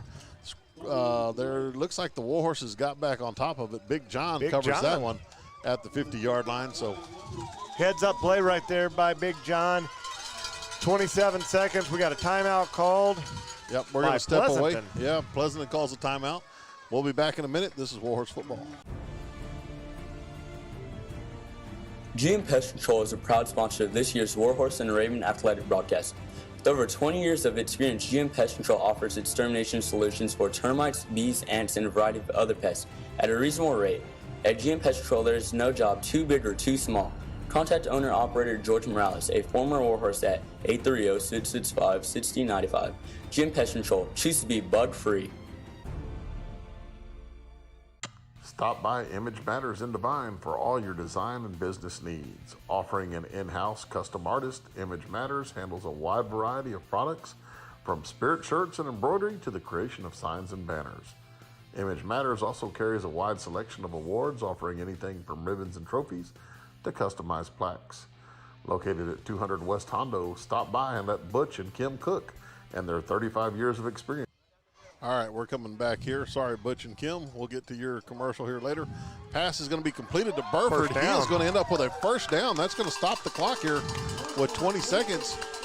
Super bit of running by Burford right there to get the first down. Jumped up there quick and got the snap, and that timeout worked against Pleasanton and really helped the Warhorses. Yeah, I think Pleasanton thought for sure Warhorses would come out with the punt team. Instead, they came out with the offense, threw it. Burford, nice catch, nice run after the catch, got the first down yardage. And to me, that speaks volumes for the confidence that Coach Gomez has, not only in his offense to get the job done, but if they didn't, in his defense to stop them. Yes. With a short field or, right there at midfield area. 20 seconds left to go after Hack spiked it there after getting set. So a little out and go or in and go. That's going to be for Burford. That is caught, and that is going to be a touchdown for the Devine Warhorses. Wow. Oh, we got a flag on the play right up in the middle. It's going to be holding. He's already calling him back. Jim, that was an outstanding throw and catch by Hackabill and Burford. Yeah, we've scored on that play several times this year already, executed again perfectly there. But it does look like the White Hat is going to get the Horses for a hold here. Oh, Coach Gomez is not happy. And rightly so. Rightly so. 11 seconds to go. I had someone text in earlier saying, hey, when are we going to get that instant replay for the quarterback sacks and things like that? And believe it or not, I was messing around with OBS last night, and I found an instant replay script that we might have to mess with, see if we can get something going in the next week or so. Miss Petty is looking over at you right now with daggers. With daggers, Jimbo. Yeah. No, I'm not going to make any promises to anything. I don't know if we'll be able to pull it off or not, but it is something that we will definitely look into for the upcoming broadcast here. We have an injured Eagle down on the field. Yeah, and I don't know what happened there. I missed that. Not to take a light away from that injury. You know what? Let's do this. Let's step away real quick. I didn't get to run all the Image Matters, so I'll run that, and we'll be back in a minute, and hopefully this young man will be up. Stop by Image Matters in Devine for all your design and business needs. Offering an in-house custom artist, Image Matters handles a wide variety of products from spirit shirts and embroidery to the creation of signs and banners. Image Matters also carries a wide selection of awards, offering anything from ribbons and trophies to customized plaques. Located at 200 West Hondo, stop by and let Butch and Kim cook and their 35 years of experience go to work for you. Land and Ranch Services in Devine is your one-stop shop for fencing and supply needs. Land and Ranch Services can do it all, from building ponds to custom fence work. They provide quality products such as Nipex tools and Lincoln welding supplies. They also sell a variety of post, wires, and other fencing materials. Land and Ranch Services, whether you do it yourself or need it done for you, they've got you covered. Open Monday through Friday, 8 to 5, and Saturday, 9 to 1. Who runs that? All right, we're back here, Warhorse Stadium. We just had the another new sponsor, Land and Ranch Services. Jim Carroll and Kristen Copeland out there. Kristen called and wanted to get involved, and we were able to do that. Hack's looking to throw. Pressure coming, avoids a man. He's going to throw this one. He's got a guy open. That is Colin Dishman at the 5, down to the 3-yard line. 2 seconds on the clock here. Well, there was 2 seconds. Now there's 1 second on the clock. So clock will start once the got a timeout, doesn't he?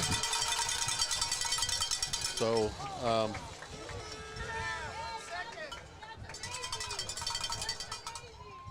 so let's see. That was a heck of a throw and catch.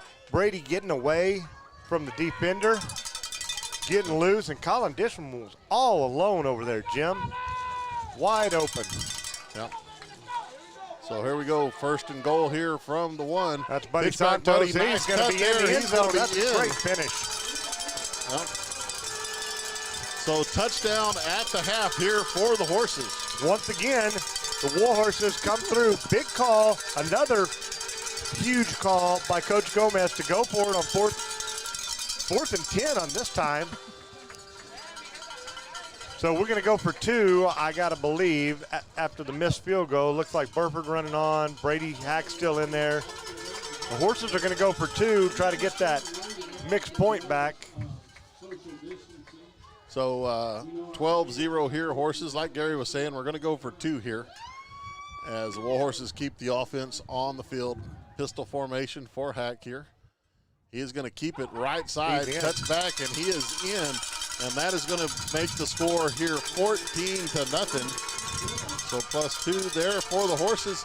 And that is going to do it. That is going to be the, all right, let's see. That is going to take us to halftime, I believe. Yep. All right, here we go. Halftime, Warhorses lead 14-0. We're going to take a couple commercial breaks. Another one of our new sponsors tonight, the AC guys. They're in Colby Cashin. They actually made their own commercial, and this is a pretty good one. Stick around for this one, folks. Honey, what are you doing? AC's broke. I'm cooling off. Well, why don't you just call the AC guys? Which AC guys? The AC guys. Which ones? The AC guys. Which AC guys you talking about? The AC guys. Tell me which ones to call. Call those AC guys. Which ones? The AC Guys are proud supporters of your Devine Warhorses and Arabians athletic teams and are a local family-owned business that caters to all your residential and light commercial needs. Call the AC Guys today. Devine Grass, a proud supporter of Warhorse and Arabian athletics. Call Devine Grass at 956-606-9995 for all of your grass needs.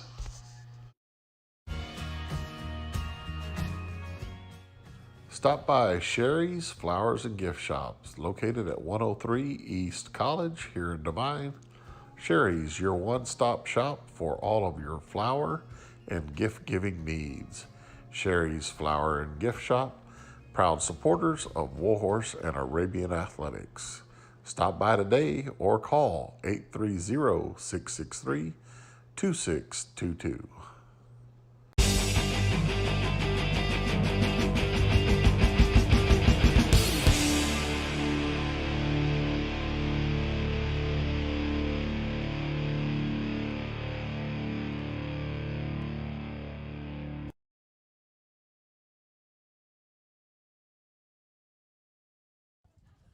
All right, we're back here at Warhorse Stadium as the Warhorse band starts to make their preparations to take the field here. Warhorses lead this one. Oops, I turned the scoreboard off apparently, Schmitty. Warhorses are leading this one 14-0. Great drive there right before the half to get in with like no time left. With literally no time left on the clock. That was a well-executed 2-minute offense, 1-minute offense, and then again, like we talked about, another big call by Coach Gomez on the 4th and 10, going for it after Pleasanton calls timeout, thinking that he's probably going to go punt. So I think we got this ready to roll. We're going to have that microphone out the window and see what we can do. Yeah, we brought another mic along. Shout out to Tom Hall, one of the members of First Baptist Church. We were talking about the microphone situation. He said, check for phantom power. Well, we don't have phantom power on this board, but we do have a battery in this microphone. It was dead. We changed out the battery thanks to the maintenance guys, and I think we're going to be able to provide some of the Warhorse band performance tonight. Well, I hope we were able to provide the part of the national anthem that we tried to get earlier. I think it actually came through, so let's see if we can open this mic up. And I think you'll be able to hear a little bit of the Warhorse band here.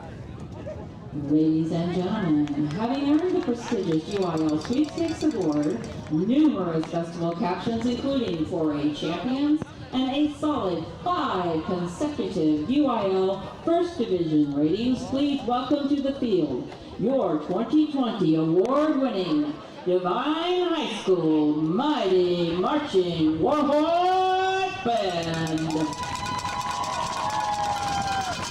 The section of the week is the Color Guard. The DHS Color Guard officers for 2020 are Riley Hagdorn, Captain, and Kylie Nelson, First Lieutenant. Leading the Warhorse Band on the field are drum majors Laurel Spanigold, Madeline Moore, and Jordan Erxleben.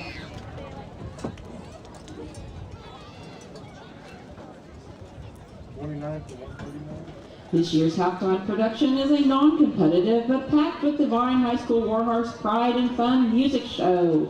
Hitting the U.S. Billboard 100 at number 4, the single released in 2017 by Imagine Dragons became one of the best-selling singles of all time, Believer.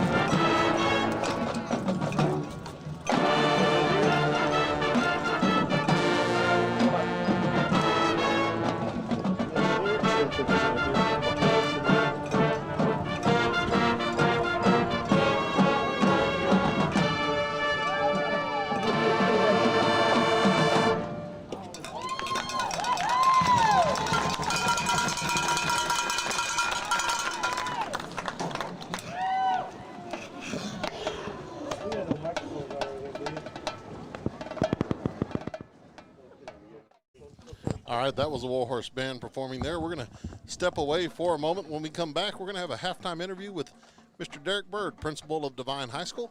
Kind of get a state of DHS and how things are going here after the first 3 or 4 weeks of school. We'll be back in a minute. Enjoy this commercial from another one of our new sponsors. You've seen quite a few of them here at halftime. This is Richard Ramirez and Brown Chevrolet. Stop by and visit Richard Ramirez at Brown Chevrolet in Devine. A family-owned and operated business, Brown Chevrolet has served Devine in the South Texas area since 1966. To Richard, family is everything. Trust, commitment, and caring. And that's what you'll get from him and his 16 years of experience. Drop in and let Richard and Brown Chevrolet help you with your car buying needs. But more importantly, let Richard treat you like family.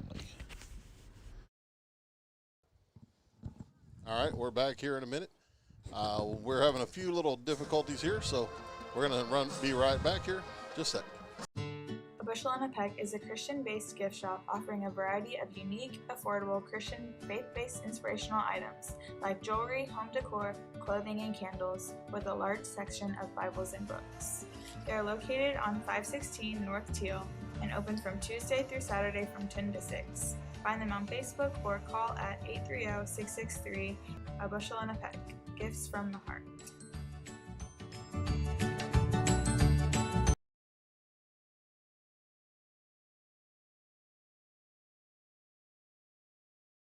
All right, we're back here at halftime of this Warhorse football game here. as the Devine Warhorse band is still out and about here. And I don't know that we have our outside mic still on here, but we'll get to it. We're just trying to get situated here, folks. Here, I'm going to look pretty for the public. Yeah, you know how it goes here.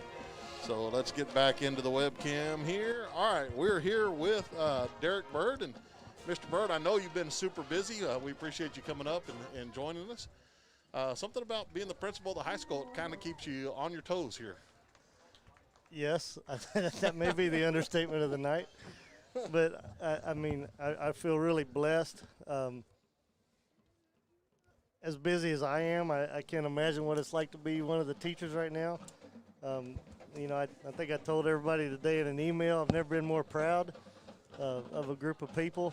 And I'll talk about the teachers now, but, the kids also, for not just following protocols. That's just, that's part of it. But the challenges that you guys and the teachers have accepted, it's pretty unbelievable.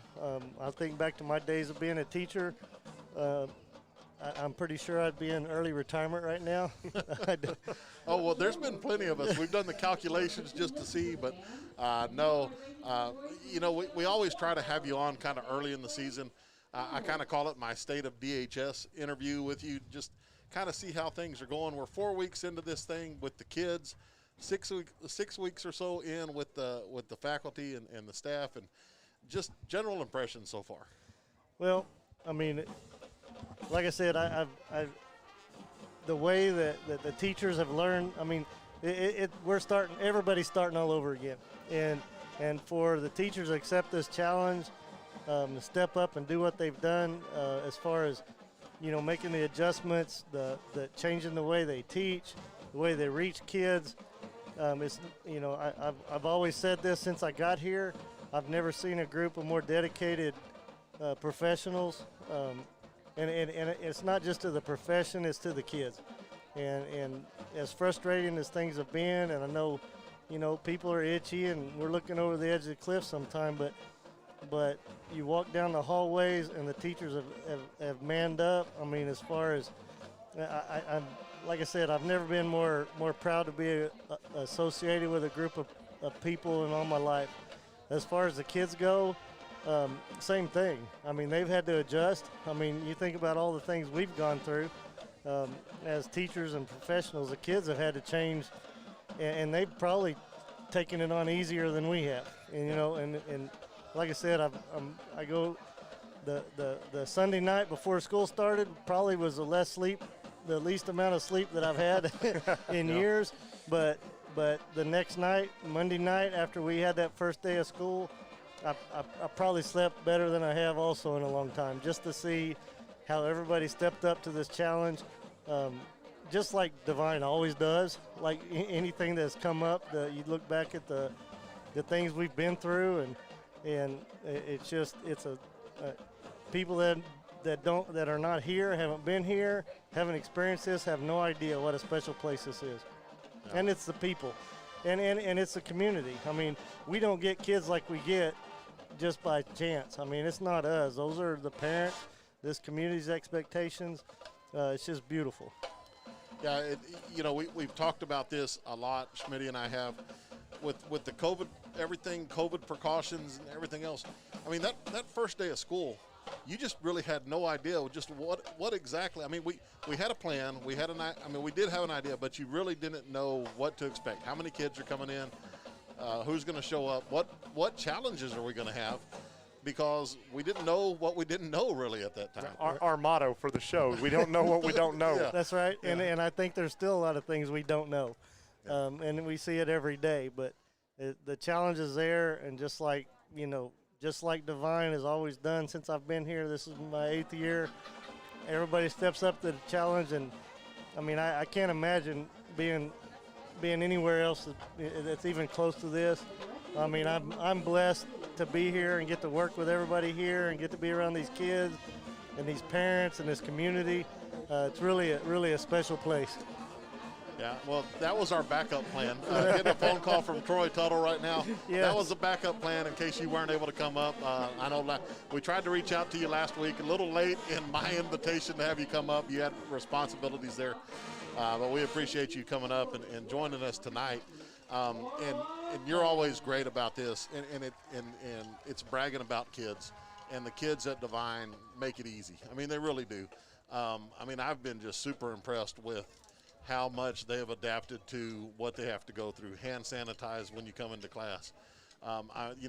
We have to wipe down computers between classes, and if we're a little late, I've got kids that come in and they'll do it themselves, and they'll go about everything. And I'm sure upstairs y'all are seeing the same type of thing. I mean, great kiddos in Devine, and I know you kind of have, but just their adaptability and the things that they've kind of done, and it's almost like it's a normal business as normal at high school, isn't it? It's more routine for them than it is for us. I mean, just like these masks that, I think it bothers us 100 times more than it does the kiddos.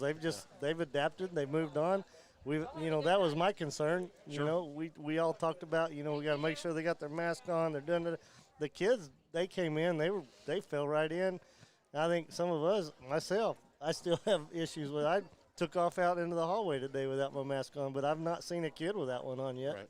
Yeah. No, they've done a great job. They really have. They're really buying into the whole thing. And like Jim said, down in our rooms where they're helping us out doing the stuff they need to. They're sanitizing their hands before they get on our keyboards and stuff like that. And you spoke to this, the parents. We don't have these kids without those parents out there. That's right. And we talk about that all the time with our sponsors. We got great sponsors. It's the whole community is in it for this group of kids, for the kids of the community. Right.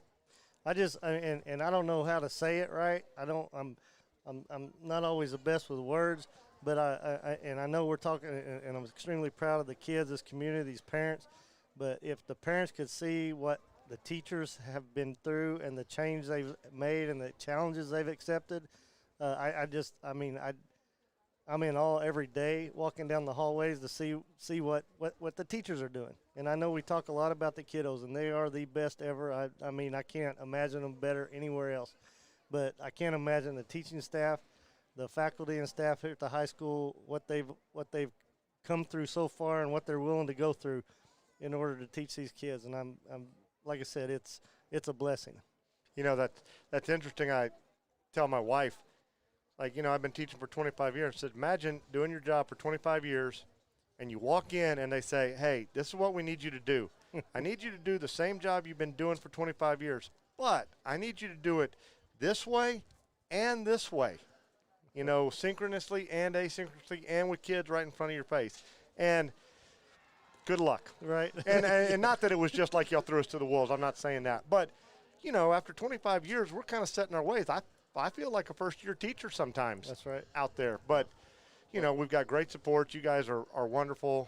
I was just fixing to say we can't be remiss and not mention you guys in the office. Y'all provided all kinds of support for us. And sometimes it's like, guys, we don't know. We're going to figure this out. Yeah. But, that means the world to us. You're giving us the creativity, the freedom to go do what we need to do. You're there to support us in whatever we need to do. And I know you guys, kind of like us, we weren't given a whole lot of direction. TEA kind of said, hey, this is what we're going to do, and they said it late in July, and, hey, good luck. Go get it. Well, I think everybody rose the challenge. We have to act like we know what's going on so you guys feel better, but we're running through the woods with a blindfold in the dark, just like everybody else. And we got to, fake it till you make it or whatever. But sure. I would also like to say, I can speak as an administrator, there at the high school, but I can also speak as a parent. I've got a daughter that's a senior, and strictly as a parent, I can say that it's amazing. And she's comfortable, she's learning,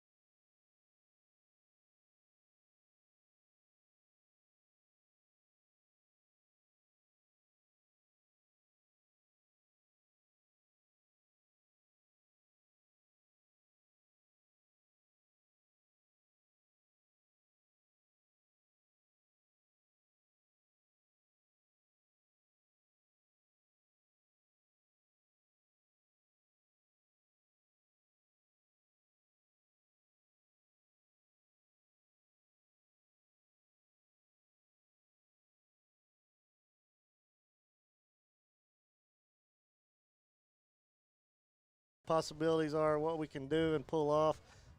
You know, I look back on the spring and everything that happened and all the stuff that the kids had to forego and miss out on. But when we got them out there on that field at graduation, had parents in the stands, that was like, okay, there is some hope here. There's the sun coming up right there. We can pull this off. That's great.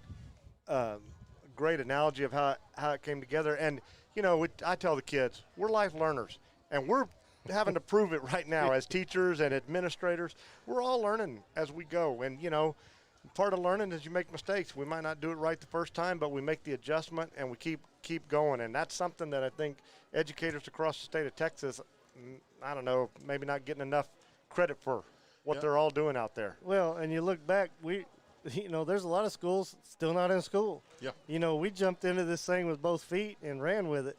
And I can't imagine in a different community with a different set of parents and kids and teachers that could have gone off as seamlessly as it did, even though we know that it wasn't seamless, you know, from the inside. But, I mean, it just, I mean, think about a year ago today, who would have thought we would be right here, right now, talking about this stuff and going through what we're going through right now? We had no clue. No clue. And I'm, you know, I feel privileged that the board and the administration gave us the opportunity because somebody had to do it. That's right. Some school had to jump out there and say, look, we can do it. You can do it the right way. And I like you, I think we did a super job. I wake up every morning knocking on wood. I mean, you know, who knows what tomorrow holds, but that's with anything, I guess. But we, you know, with good faith and, you know, we think we're righteous in what we're doing and we're doing the best that we think we can. And our job is to teach kids and we're doing, and it's happening. It's happening. You can come in our hallways and see it every day. That's All it. right. Well, Mr. Bird, we appreciate you checking in with us, coming up, having this interview. Speaking of being lifetime learners, I've screwed up some things here on the halftime interview, so probably half of it people won't hear, but I think we've got it going now. But thanks for coming up. Thanks for everything you're doing for the students of DHS, for the faculty of DHS and this community. It's much appreciated, and it's just great to be back to some normalcy here. It is, and I'm just hanging out in awe of everything that's going on around me. And, you know, like I said, I know everybody's doing the best they can, and I think that's better than most are getting out of their school systems right now. It is a blessed place. Great to be a part of it. Yep. Yes. All right, we'll be back in a minute. Thank you again, Mr. Derek Bird, our halftime interview. Thank you. A Bushel and a Peck is a Christian-based gift shop offering a variety of unique, affordable Christian faith-based inspirational items like jewelry, home decor, clothing, and candles, with a large section of Bibles and books. They are located on 516 North Teal and open from Tuesday through Saturday from 10 to 6. Find them on Facebook or call at 830-663-8144. A Bushel and a Peck, gifts from the heart. With the mission of continuing support for St. Joseph Catholic Church, along with the Divine community, we strive to find a way to lead men in being the faith leader in their home. Along with faith being the beginning of our mission, charity is our goal. We are able to provide scholarships to students, support the local food bank, and state charities. Knights of Columbus, Council 5192.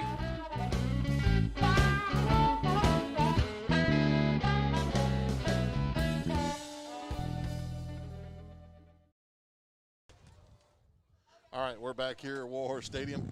About a minute left in halftime here. Special thanks to Derek Bird for stopping by. That went a little bit longer than I expected. I had a few little faux pas with it, but I think for the most part it went pretty well. I think so, Jimbo. You know, like anything else that we've done this year and what we talked about, we're learning as we go. Hey, I did get a phone call from Andy, and I got some numbers for you. All right. And Coach V is going to be awfully proud of his defense here. Rushing yards for Pleasanton. -2 yards on 8 rushes. And now 26 yards on 13 passing attempts right there. And they're 11 of 14. They have 2 first downs. Conversely, for the Warhorses, nice numbers rushing. 29 rushes for 139 yards for the Warhorses. Nice. We had 5 of 8 passing for 101. All of that, of course, is Brady Hack. So he's got 101 yards passing. 240 yards total on 37 plays. Devine has 14 first downs. Buddy Santos has carried the ball 12 times for 70 yards and a touchdown. Brady Hack, of course, is 5 for 8 for 101 yards with that passing and 1 passing touchdown. 2, Mason Burford, who is 4 catches for 53 yards and a touchdown.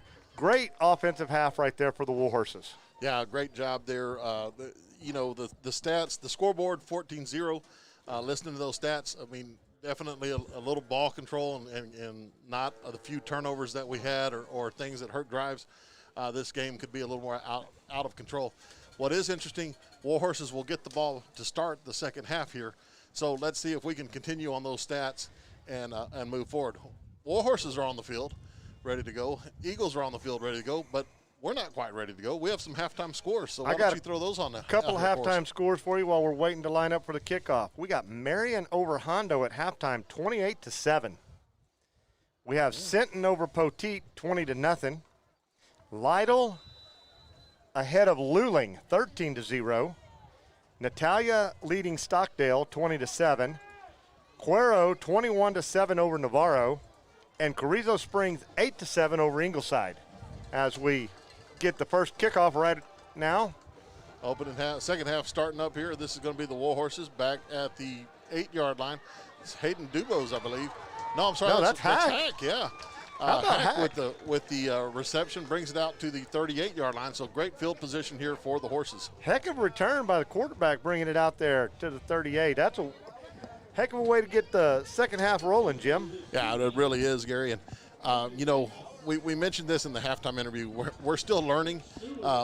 These halftimes go by so much faster than what they've done in the past. Some of the things that we normally do take up most of the halftime. So we didn't get to the senior spotlights, but we'll get those run here at some point, maybe in the place in lieu of a commercial. But we'll get going here with the second half of action here. Hack is going to be in the gun. We're going to have a flag, though. It looks like a false start against the Warhorses here. So, but it was good to be able to see the band out a little bit. I think we got some good audio on that. Always a great interview with Mr. Bird when he stops by. So, illegal procedure against the Horses. That's going to mark off 5.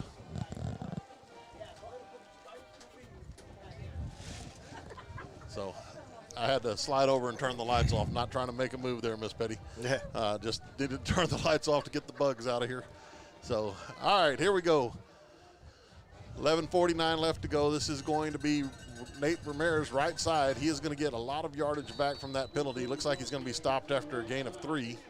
It's going to bring up a second and about 12. And thank you for everybody with the feedback. I didn't realize the halftime when I threw the banner on there in the little lower third, it cut off the audio there. So did it really? Yeah, hopefully we got most of that interview played at least. But I did get a lot of feedback, and I knew when my phone started to light up there that there was something going on. So best listeners out and about. Appreciate you guys tuning in every night and watching on YouTube. Got a little update right here. Butch Cook told me, he said, no, Hondo's killing Marion. I guess the score that I'm looking at, I wonder if they've got it put in here backwards possibly. Yeah. Well, I was kind of shocked when I heard that. I was very shocked when I read it, but it would make more sense 28-7 the other way. Yeah, for sure. And the Lytle Luling score, what was that one again? The Lytle Luling score is 13-0 Luling. Of course, you got me questioning my scoreboard now. Well, it is a work in progress here, folks. All right, penalty against the Horses. Backs them up again. Second down and long here.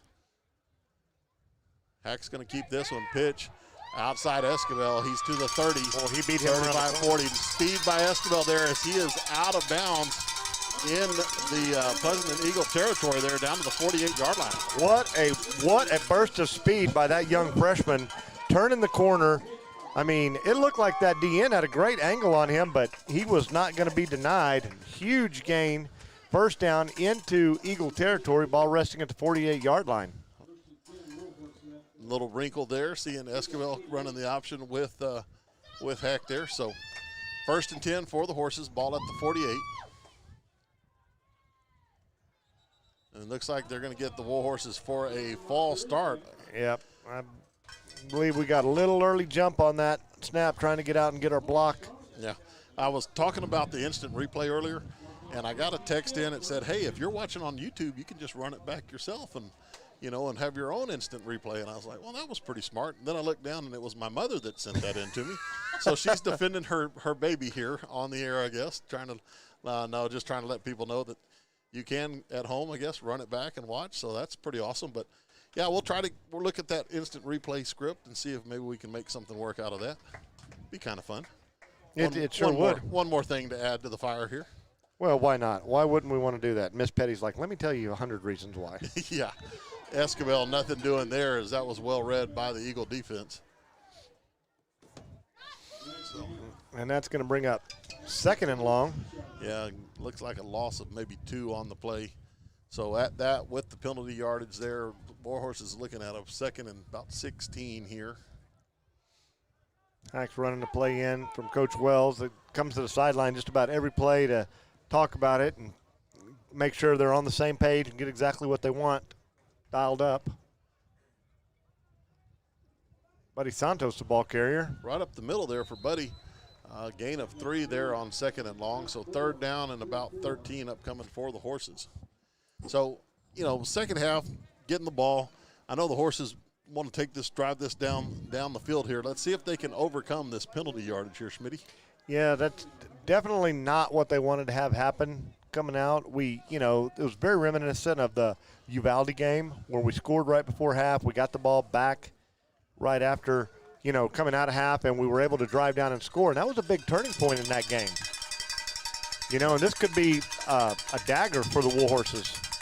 Hack's going to look to throw here. This is going to be a screen pass. Santos, beautifully. Lots of room, lots of guys out in front. Buddy cuts back 30, 25, 20, 15, 10, 5, fighting for the end zone. Touchdown, Horses. That was a heck of a finish by Buddy Santos, people. And I know y'all are getting to watch it right there, but he was being chased. There were hands all over him, and he still found a way to get it in the end zone. What about that call, Jim? Love it, love it. They had a great fake going out there on the right side over there with Gabriel, and wide open, and all the big boys out in front of that screen. Yeah, that's the same screen play, it looks like, that we tried to run against Refugio. That one was incomplete when we could have had big yardage. Great job there by the Horses completing that one. Featherly in for the extra point attempt. High snap, but Featherly's able to get his foot into it, and that is going to be good. So that was a good job by Hack, getting that ball, catching that high snap and getting it down for the hole to get the spot in. Yeah, we're going to step away real fast. Warhorses lead this one 21-0. The Devine Lions Club was chartered on April 24th, 1952. Being a Lion is about serving others. Their goal is about helping those less fortunate and meeting the needs within the community.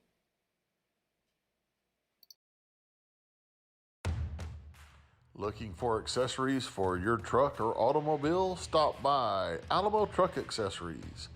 They carry a wide variety of products including side steps, spray and bed liners, bumpers, lift kits, and more. Talk to Colby at 210-602-2730 or stop by 200 Dixon Drive in Devine. Alamo Truck Accessories. Back here at Warhorse Stadium, Warhorses lead this one 21-0. Nice commercial there by one of our lead sponsors, Alamo Truck Accessories. You've got some work done there. I did. I took my truck out to Colby. I have not seen it yet. Yeah, got some new tires put on and got a little lift kit, little leveling kit actually. Came out really nice. Featherly's kickoff is going to be driven out of bounds at about the 27-yard line. So great though screen pass. We were talking about that a little bit before we left for the commercial, but go ahead. Well, it was a beautiful play, and sitting up here in the press box, it was awesome to watch. Got a text right there. Butch Cook said it was beautiful to watch on TV as well. Yeah. Now, all you guys sitting there watching the game on the big screen now. Yeah. And, that's one thing we don't get to do up here is we don't really get to see much of what the broadcast looks like. We do have a small window available to us. But it's nice to hear that feedback, yeah. To know what's going out there. Yeah, and thanks to some guys earlier, Lorenzo, Mike Reyes, and some of them saying, hey, things are a little tight. Can you widen it out? Just takes us a little bit to get it worked out, but we're working for you guys. Ramos looking to throw here for Pleasanton. That's going to be complete up to midfield. Good play by the Pleasanton offense there. It was Burford and Dishman on the tackle. They moved the ball just inside Warhorse territory, spotted at the 49-yard line where they'll take over 1st and 10. Yeah, Ethan Montoya with the catch there. So 1st and 10, ball at the 48, like Schmitty said. Ramos looking to throw here. This ball is going to be thrown, hit immediately, and dropped there. Again, looking for Montoya, but good job by the Warhorse defense to be there as the ball arrived. They were all over that, and I tell you, Jim, Christian Gerlach was just about in the quarterback's ear when he let that pass go. So Gerlach working hard out there on the end for 2nd and 10 here. D. Trips to the left side for the Eagles. Offsides on the Warhorses. Yeah, Ramos is going to scramble here. Block That's a in the block back. in the back, it looked like. Ramos is going to be to the 20, 10, and he is going to be gone there. That is a touchdown for the Eagles. We got a flag on the play. I know it's going to be offsides because I could see the guy creep in. I'm hoping they call that block in the back, but I'm not seeing any other laundry on the field that would indicate that. Yeah, let's see. Officials are walking down towards the goal line, so it looks like this play is going to stand. That'll be a touchdown for the Pleasanton Eagles.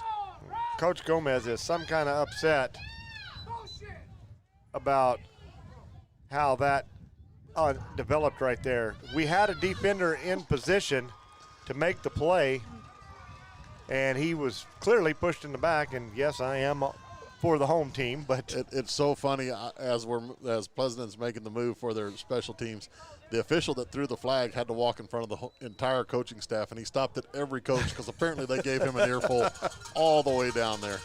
Extra point is up, and that is going to be good. So the Pleasanton Eagles cut this one to a 21-7 lead. We're going to step away for a second. We'll be back in a minute. This is Warhorse Football. Stop by and see your local Farmers Insurance agent, Rick Campsey. Rick and his staff want to help customers find the right coverage for their insurance needs. Open Monday through Friday, 8 to 5. Stop by 212 North Highway 132 or give them a call, 830-665-4495. Rick Campsey and Farmers Insurance, proud supporter of Warhorse and Arabian Athletics.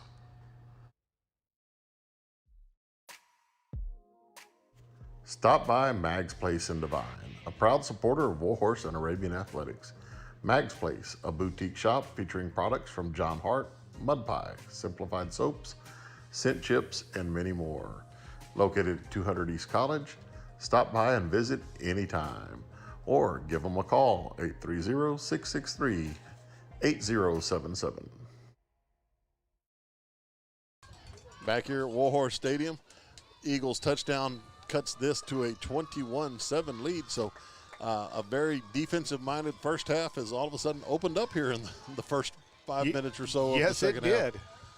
A couple of big plays for both teams. This kick is going to be fielded at the 10-yard line. Bouncing outside, that is going to be Burford. Looks like he's going to be thrown down out there. Nice choice on Burford's part. He looked like he was going to try to cut it back up the middle, and he's like, nope, the outside's where I've got a lane. That's the play we called. Notice they kicked it away from our two deep men. Yeah, that was kind of a line drive kick out there. So good job by Burford. Looks like he was going to be out of bounds at the 31-yard line there. So that's where the Warhorses will take over. Thank you to all of our new sponsors this week. I think I had 6 new commercials done. That is fantastic. And we talked about it. Mr. Bird talked about it. This community just gives and gives. Yeah, this is going to be Hack with the keep. He's still on his feet. Play. Out past the 40, 45, still going past midfield into Pleasanton Eagle territory. And I tell you what, Hack just found a new gear right there as he turned the corner. He turned the corner there and did a great job. And Burford out here had a good block, and then when the guy started to get around him, let it go so he didn't get that block in the back, and that's a heads-up play by a senior. Yeah, the officials might be looking for that block in the back since each one of the Warhorse coaches on the sideline kind of mentioned that to him a second ago. You think they said that? I think they might have. So pistol formation for Hack here. Santos trying to get outside. And he is going to cut back in there. Flags come down as it looks like they're going to get a hold on the horses on the far side. They're going to get a hold, Jim, and it's going to be over there on the end. And I tell you what, maybe, but the defender had a hold of the Warhorse jersey and pulled the Warhorse down on top of him. And I'm not sure that's the way that hold's supposed to work. Yeah, you know, Hayden Brummage, one of the offensive linemen there, I have him in class 6th period, and Hayden told me that if he got a pancake, he wanted me to go with his catchphrase of Baba Booey. But I told him, I said, Hayden, I'm really not going to be able to see if there's a pancake out there or not. That almost looked like a pancake by one of the Warhorses, and the Pleasanton Eagle just kind of like, hey, come with me, and pulled him down. Looks like there was an eagle that was shaken up for a minute. That young man is up on his own feet, on his own power, getting off the field. So that's a good sign to see there. And that was a big penalty for the Warhorses, Jim, because that was from the line of scrimmage-ish. That 10-yard penalty really moved the ball back. We're looking at first and about 19. Yeah, looks like, you know, I wish I had $1 every time I said looks like. Could be, yeah. Maybe it was from the line of scrimmage. It was. I think it's going to be first and 20 here for the horses. So Hack's going to be under center. This is going to be Beer, handoff of Santos up the middle. Gain of about 5, so he'll get a big chunk of that back. Makes it a 2nd and 15 here. And there's another big penalty for the Warhorses. They overcame it in that first drive, Jim, but you don't want to keep having to go to the well. And I know that's kind of what Coach Gomez was talking about in his interview about cleaning up these little things like that and not always working behind the chains and the down and distance. 2nd down, we'll call it 15 here for the horses. 6 minutes and about 40 seconds left to go here. And before this one can get underway, looks like we're going to have another false start here. I'm pretty sure the coaches on the field aren't real happy, but I'm for sure the coaches above us aren't very happy because those were some pretty heavy foot stomps. Though that they were, and this press box has been here for a while, Jim. Yeah. I don't know if we're going to be wearing the coach before it's all over with. I hope not, because if they come through the top, there's a good chance we're going through the bottom here too. Wow, it's a long way down from here, isn't it? It is. So, yeah, penalty will be against the horses. That's going to make it 2nd and 20. You know, we asked for air conditioning, but a hole in the ceiling is not what I'm looking for air conditioning. Not at all. Or the floor here. We don't want that. Here we go. Hack's going to look to pass here. Steps up, throws. Oh, that nice is completed. pass. Colin Dishman across the middle, still on his feet. First down for the horses. Great throw and catch there by Hack and Dish. That it was. Hack was in trouble. He stepped up in the pocket, and there was a lot of white shirts around him. He got that ball out, and then Dishman delivered one heck of a catch. There's a flag down on the field over there where they brought Colin Dishman down, and there's a lot of talk going on with the referees. Well, and it's interesting because they've moved the down box already. Uh-oh. I see Coach Liska looking like it's going to go against the Warhorses maybe. So we will see officials still discussing everything out here. It's a dead ball, unsportsmanlike against the Warhorses there. So those have been killers, Jim. 1 or 2 a game for Coach Gomez. He talks about them. He's not happy with them. But on the other side of that coin, it's the fiery, competitive attitude that helps them be so successful as well. You know, it's a give and take. And how do you manage that aggression? You see the emotion. They play with the emotion, and that's great. But you've got to be able to control that emotion, especially on a big play like that with some momentum. You're on their sideline. You know there's going to be some things said. Most of them probably nice. Some of them not so nice. Not so nice. So here we go. Warhorses. Ethan Santos looks like his first carry of the game, and he's going to get about 3 there. Now, the perk of that last play was that penalty happened beyond the down marker, so we got the first down. Everything came back with us. So we did start 1st and 10. Now we're looking at, 2nd and 8? Yeah, that dead ball penalty. So the play resulted in the first down, moved us back a little bit. So into Pleasanton territory there after the Ethan Santos run. 2nd down and 8 coming for the horses here. This is going to be Brother Buddy to the right, bounces outside, and he's still on his feet. 30-yard line inside the 30. Great run there by Buddy Santos. Like we talked about, Jim, Buddy's showing a different game right there. We always talk about the yak yards, the yards after contact, the driving the legs. Right there was the Buddy Santos with the quick feet, the cutting. But once again, here we got a flag on the play. Yeah, late flag again after the play was over. Gerlach is pointing. Mr. Gerlach is pointing like it might be on them. And, you know, the kids on the field, they have a good idea a lot of times. They're down there, they're hearing what's going on, or they know what was said in their direction. Yeah. When they're talking nice. We do have another dead ball unsportsmanlike, and that's going to be against the Eagles. We got another flag just thrown, yeah, Jim. We had another flag, so I think something might have been said back there and a little disagreement with that penalty. And that was said right in that referee's ear, it looks like. Yeah, and the chain guys are still walking. The down box is way ahead of where the ball was, so this one might be against the Eagles as well. Going to have a timeout by the officials on the far side there.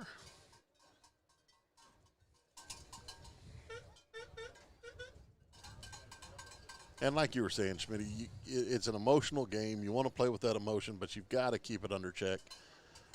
You know, you pick up a personal foul or an unsportsmanlike conduct, you can't let the emotion boil over and pick up another one right away. Absolutely. The first one puts your team in a bind, and the next one, and it doesn't matter where on the field. This is even a greater impact when you see how much closer you're putting them to the end zone, especially when you have such a dynamic running back like Buddy Santos or even Brady Hack. Here goes the call for the second one. Second unsportsmanlike conduct for the Eagles. So that's going to put us something in goal, I believe. Yeah, that's going to be a half the distance penalty inside the 10-yard line. Looks like the 7. So we'll have it there. First and goal now for the Horses. 5:26 left to go after all this. And looks like the officials are getting some questions from the Pleasanton Eagle coaching staff here. So this group of officials has gotten a lot of conversation with all these coaches out here today. Yeah, apparently everybody was really quiet in the first half, but decided to be a little more chatty here in the second half. Just wanted to get to know your name. Yeah, great time to jump into what's happening at DHS real fast while we figure all this out. DHS happenings, you've got cross-country tomorrow in action at Uvalde. The Arabian volleyball team will host Feast on Tuesday. That'll be streamed here. And then team tennis is going to be hosting Gonzalez on Wednesday. Busy week. Busy week. Always is. But like Mr. Bird said, good to be back to normal. It is. Sweep left for the Horses here. Santos trying to get outside, and he is going to be brought down. That's going to be a loss of about 3 on the play. Was it Buddy? That was Ethan. Ethan carrying the ball. I don't know. I looked away. I'm sorry. I was messing with the computer over here. They were both right there. Well, we'll just say Santos then. Will that work?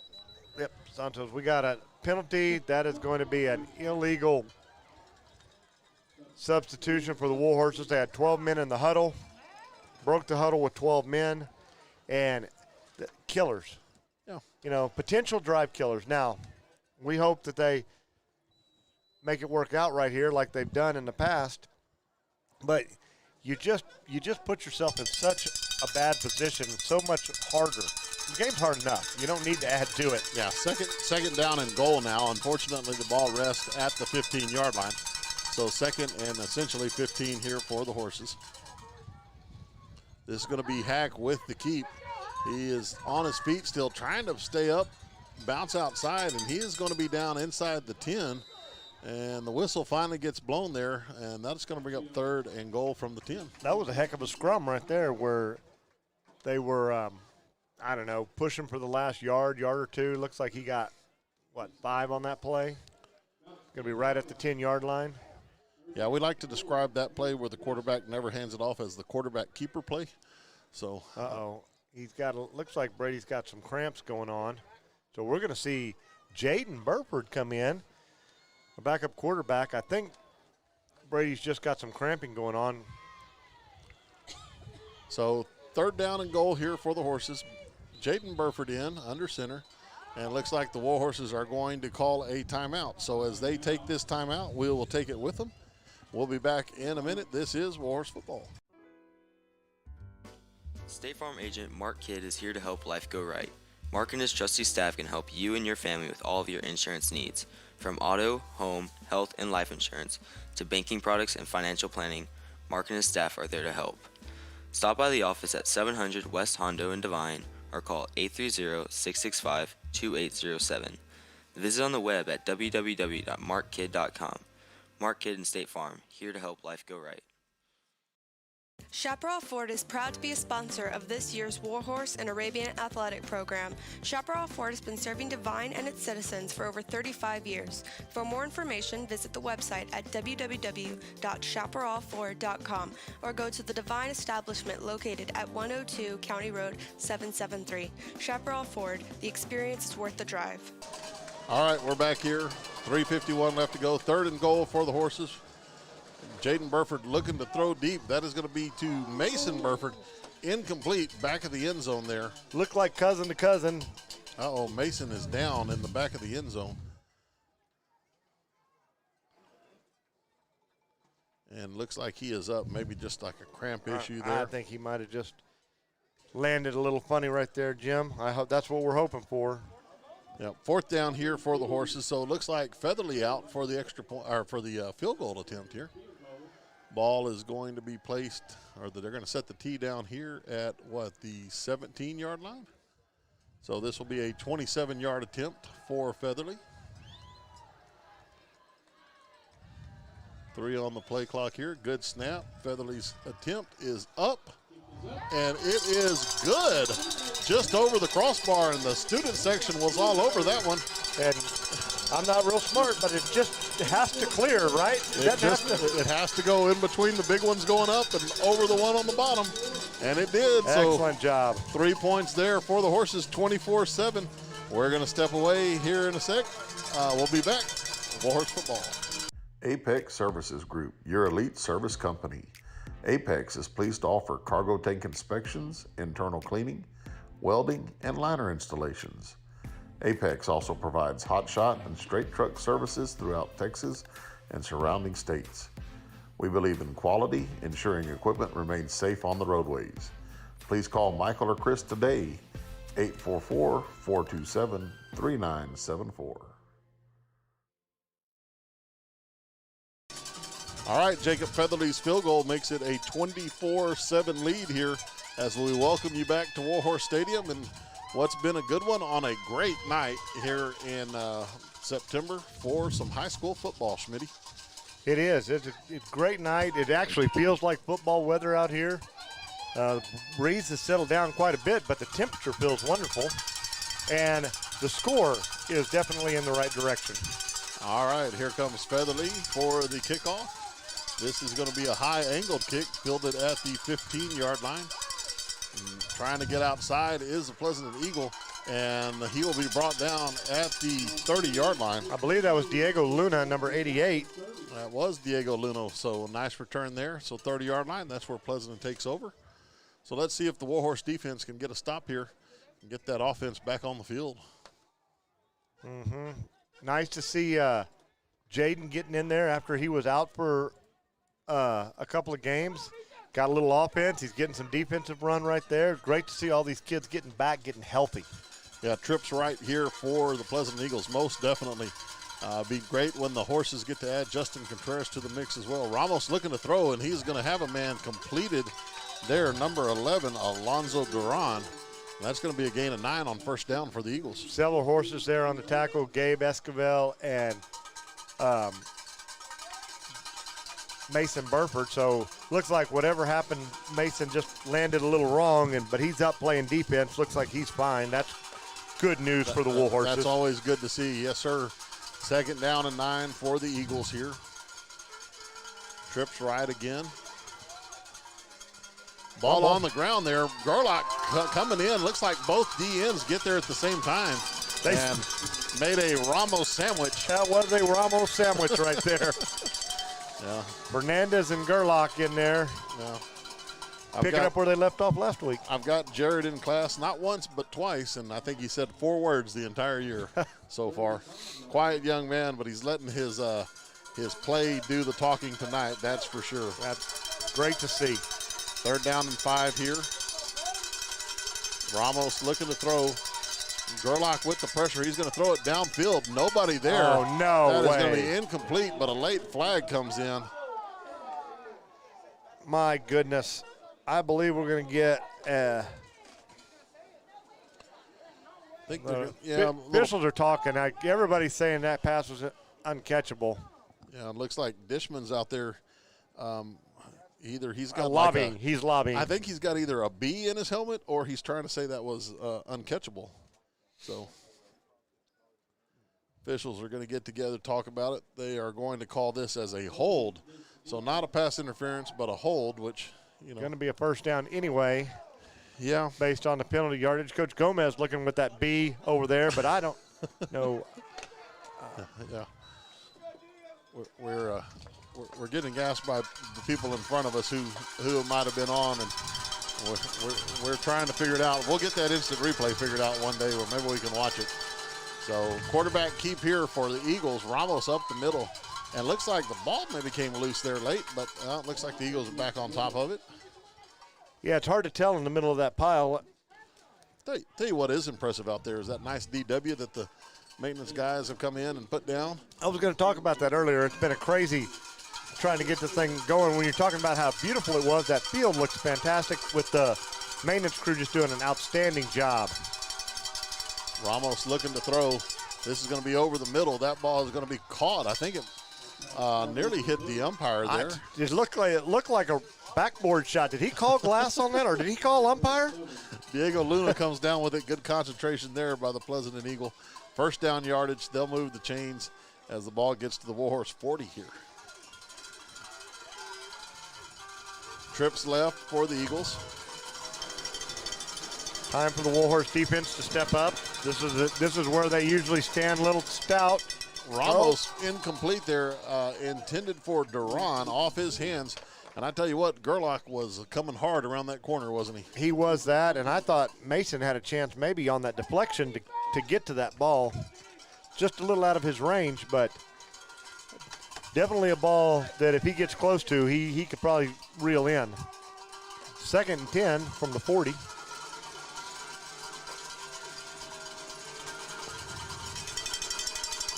Snap here, Ramos looking to throw.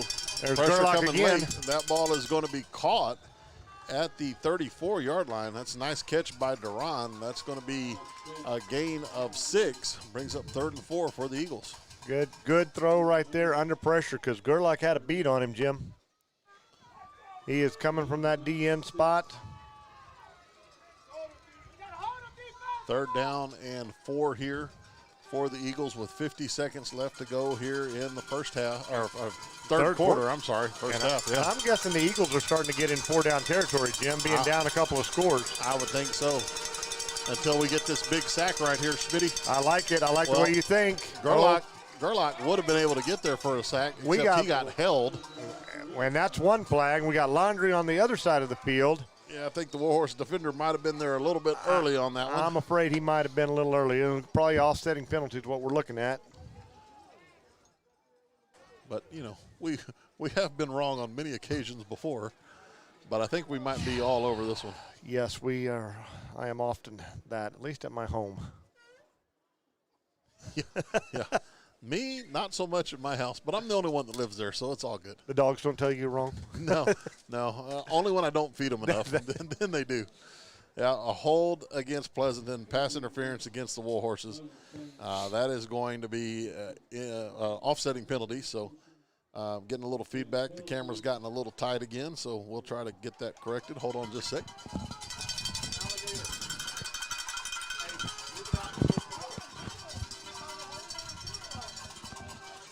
All right, let's see. Offsetting penalties announced for the other side now. Yeah. Yep. We and we appreciate you guys calling in and letting us know about that. We're not that high tech where we can't just talk into our mics and talk to our camera person. We have to get out and yell out the door. And yeah. So this still is a little Western up here. Yeah, probably will be for a while. Warhorse crowd making some noise here. Ramos looking to keep it himself up the middle there. He is going to be brought down, looks like a little short. It's going to be 4th and 1 here for the Eagles. Gerlach got to the middle of the field from his DN spot, made that tackle, brought him down just shy a yard, 4th and a yard. But like we talked about, they're almost in a must-go. Yeah, as we in or they're not even going to run a play. I don't think so. No, it looks like we're down to about 5 seconds left here in the third quarter. So I'm going to try something here while we go to commercial. We're going to do our senior spotlight. This is the senior spotlight of Arabian Maddie Pike. Hello, my name is Madison Pike. I'm number 15 from the Devine Arabians. I've been selected for tonight's senior spotlight. What is your nickname? My nickname is Maddie Pike, or people call me Pike. It's my last name. I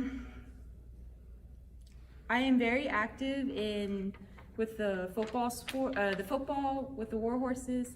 I've been doing sports medicine training for about 6 years now. It's a very fun experience. My interest is outside of school. I go home, stay at home.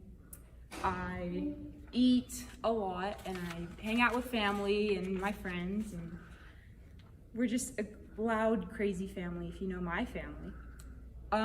Would you rather text or talk on the phone? I would talk because I am very talkative, and everybody knows that I'm very talkative, and I don't have a filter, so whatever comes out, comes out. On a scale of 1 to 10, how good of a driver? I would say a 11. I am the best driver, but I do get very distracted. All right, we'll get back to Maddie later. 4th and 1 coming here as we're fixing to start the fourth quarter. Shotgun formation. Ramos up the middle. He's not going to get there. Great penetration by the Warhorses. That was Fernandez, wasn't it? Jared Fernandez, 55. Jared Fernandez into the backfield. Huge stop by the Horses, and they'll take over there on downs. Huge play.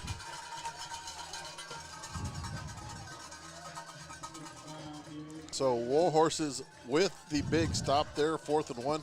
Sorry we didn't get to all of that with Maddie Pike, all of her answers on the senior spotlight. But I told her, I said, have a little personality, have some fun with it, and boy, did she. She really did a good job, and we'll try to get those run a little bit later where people can see them. If not, we'll come back and we'll run them next week for sure. 1st and 10 here for the Horses, ball at the 34-yard line. This is going to be Hack looking to throw. He's got a man. That's going to be Esquivel, caught at the 50. 40-yard line. He's going to cut back, brought down from behind there at the 34-yard line. Heck of a catch right there by the youngster, the freshman. That ball was a little bit behind him. He got his body turned, reached back over the shoulder, made the catch, and then picked up another, 18 yards after the reception? Yeah, great job there by the freshman. Little wheel route out of the backfield.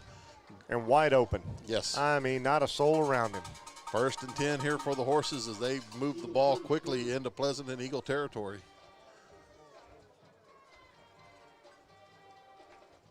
Hack on the option here. He's going to slow down, cuts back, bounces back outside. It looked like they're gain of about 3. Oh, nope, take that back. That's the wrong yard line I'm looking at. That's a gain of 8. Yep. Or yeah, 7. It's kind of like that play a week or two ago where Gable ran it to the outside, and we're like, what did he get, 2 yards? No, he got 8. Yeah. You don't realize how much you're picking up as they're sweeping it out here. Yeah, I like the patience by Hack there. He kind of got back there, had a couple of his big boys in front of him, said, let's see what you guys can do. I'll wait for you. I'll wait for you, boys. This is going to be Buddy off the left side. Oh, nice bounces it outside. 10-yard line. Fighting there, brought down inside the 10. 1st and goal upcoming for the Horses. Nice job bouncing that by Buddy Santos, and then just turned on the jets, trying to get that corner. Buddy's looking to find the end zone again. What's he got? 1, 2. Don't get me to lying again. I lie enough up here as it is. I have to actually tell the truth now that people can see it. Yeah. It does change the game. Yeah. When we were doing radio, it was a lot nicer to know they weren't actually seeing what we were saying. It's most definitely here. 1st and goal for the Horses. This is going to be Ethan. Down to the 5 there. Gain of 3 on the play. Tough yards by the youngster. Yeah, especially for a true freshman. Oh, I'm telling you what. And there's a couple of freshmen that do not run like freshmen. No, and I say true freshman like we're in college. No, this is a high school freshman. There is no other freshman. That's right. This is freshman. It's not like he redshirted this year. No, he did not get to redshirt last year. So, yeah, freshman out there. Great job by the horses. A lot of people carrying the rock for them tonight. About 10 minutes left to go here, second and goal. Little fake motion there by Nate Ramirez, and there's Buddy up the middle, and he's going to be untouched into the end zone. Not even a finger on him. That's an interesting thing that Nate does, where he goes in motion and he goes back to a spot and he goes in motion again. Like, yep, oh, nope, yep. Yep. Good job by the big boys up front, opening up that hole for Buddy. He went most of that one without seeing another white jersey and just made a quick cut to get into the end zone. And we definitely haven't talked enough about how good a job that big boys are doing up front. Featherly in for the extra point attempt. That kick is up. Sousaphone. It is no good. So that'll keep us at the score of 32-30. Pause to 7. All right, we're going to step away real fast. We'll be back in a minute. This is Warhorse Football. Thompson Houston Real Estate was established in 2012 and is located at 703 West Hondo Avenue in Devine, Texas. They are available 24/7 at 830-663-1113, or you can find them online at www.thompsonhouston.com. They are your local real estate experts. Thompson Houston Real Estate, making things happen.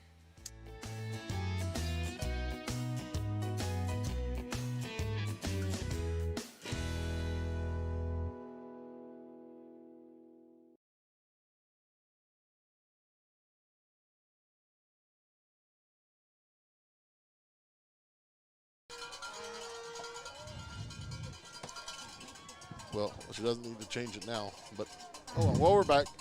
We might have a temporary outage on the camera here. We're having some camera issues. So we'll see what we can do. 9:53 left to go here in this one. 30-7, Warhorses lead this one. And Warhorses establishing that big old line, and Warhorse football there methodically down the field. Very much so. Very, very methodical, very smash mouth.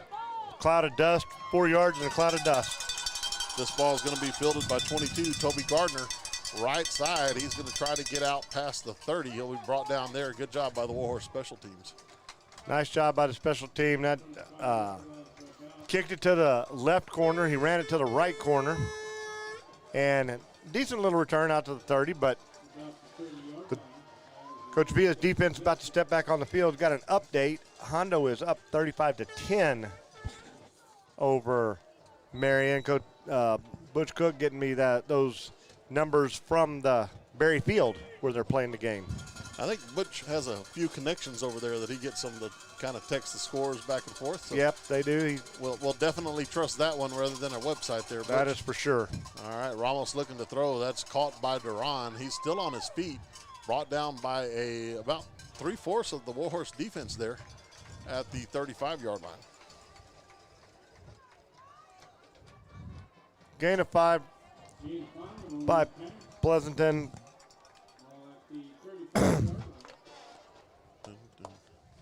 The bend don't break defense Coach Villa's got going, Jimbo. Yeah, the most important thing here for this defense is to see that scoreboard clock running like it is right now with 9 minutes and 10 seconds left to go. This is going to be Ramos looking to throw. Who's got pressure coming, steps up. Dishman there, Colin Dishman, nice play there. And what looked like it could be kind of big ended up being only a gain of about 3 there. It was, and I tell you what, that was about to be look like a loss for big yardage as Gerlach was coming off the end like a freight train coming around the corner there.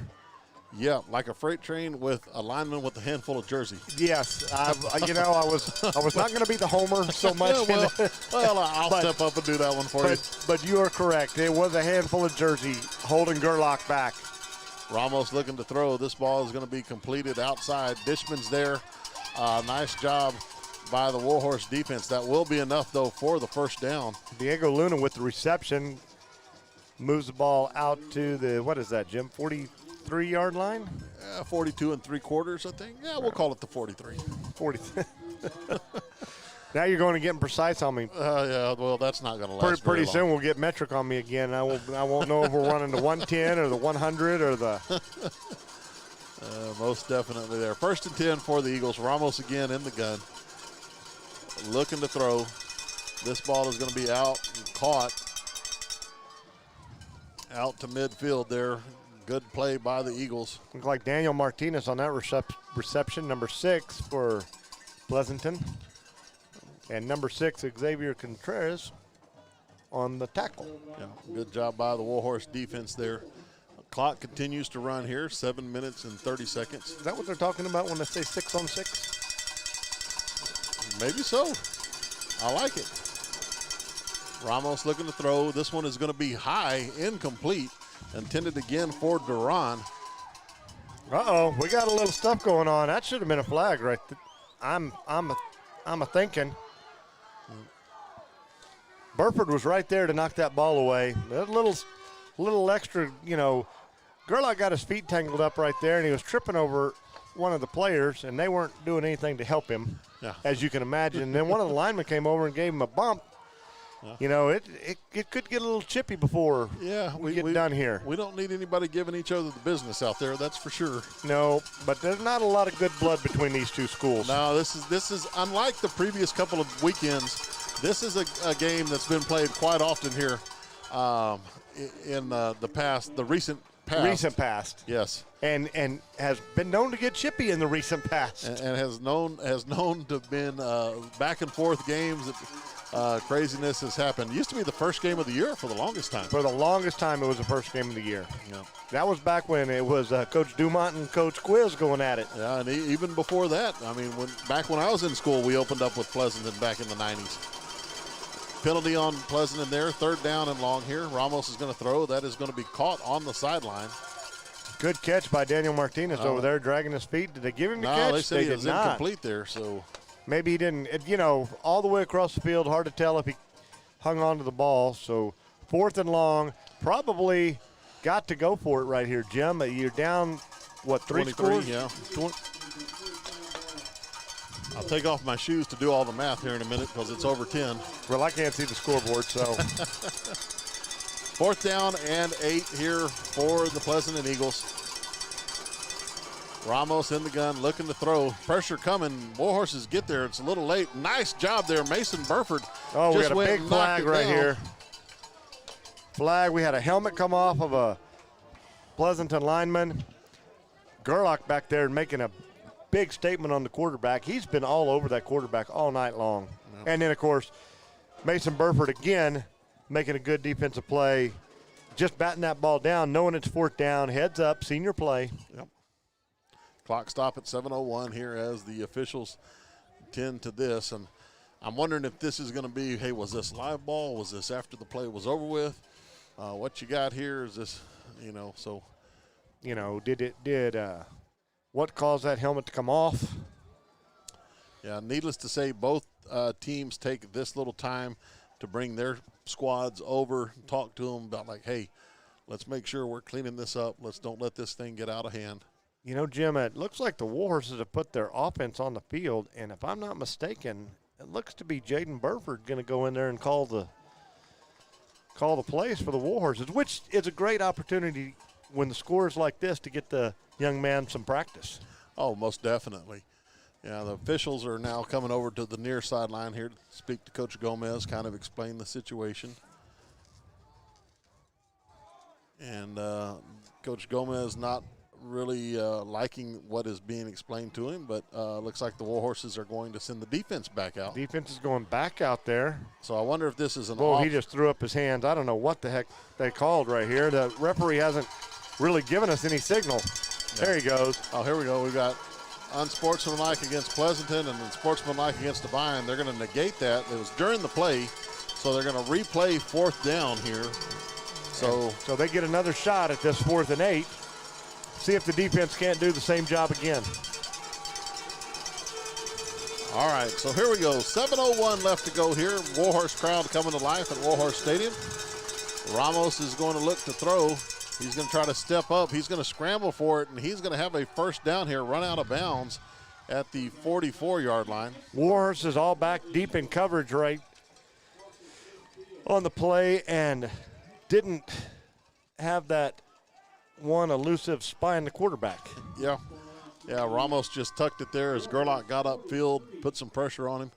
So that will continue the drive here for the Eagles as they have it now at the 43-yard line of the Warhorses. Trips to the left side here. Ramos looking to throw. That ball is going to be incomplete, intended for, I think that's Oscar Leal out there. Oh, I was going for Jaden Palacios, number 16. I think you're right.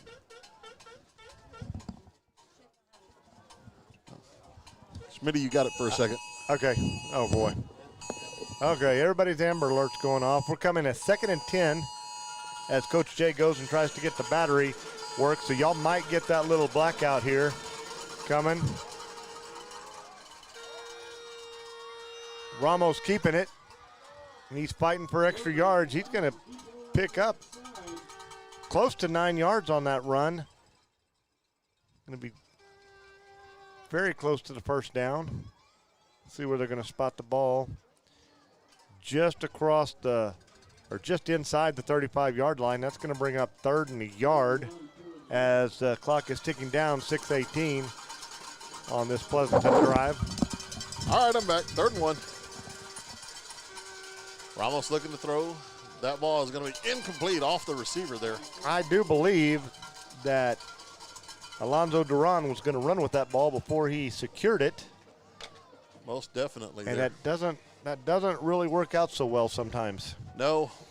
Drop pass makes it 4th and 1 here. But once again, another 4th down they have to go for.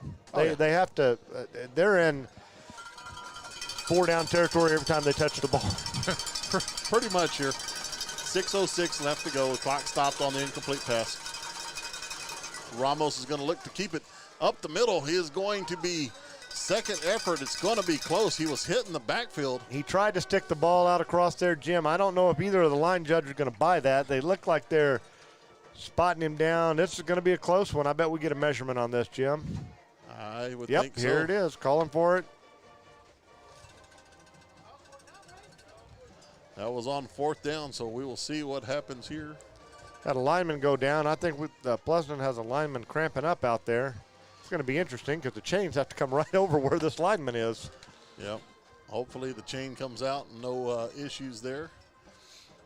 Looks like they're going to. Professional crew that we have here in Devine. These guys have been doing it for years. Years and Easily worked around that injured player. So let's see what happens here as they go to stretch this one. And it is going to be short, and that's going to be another stop for the Warhorse defense. Big stop.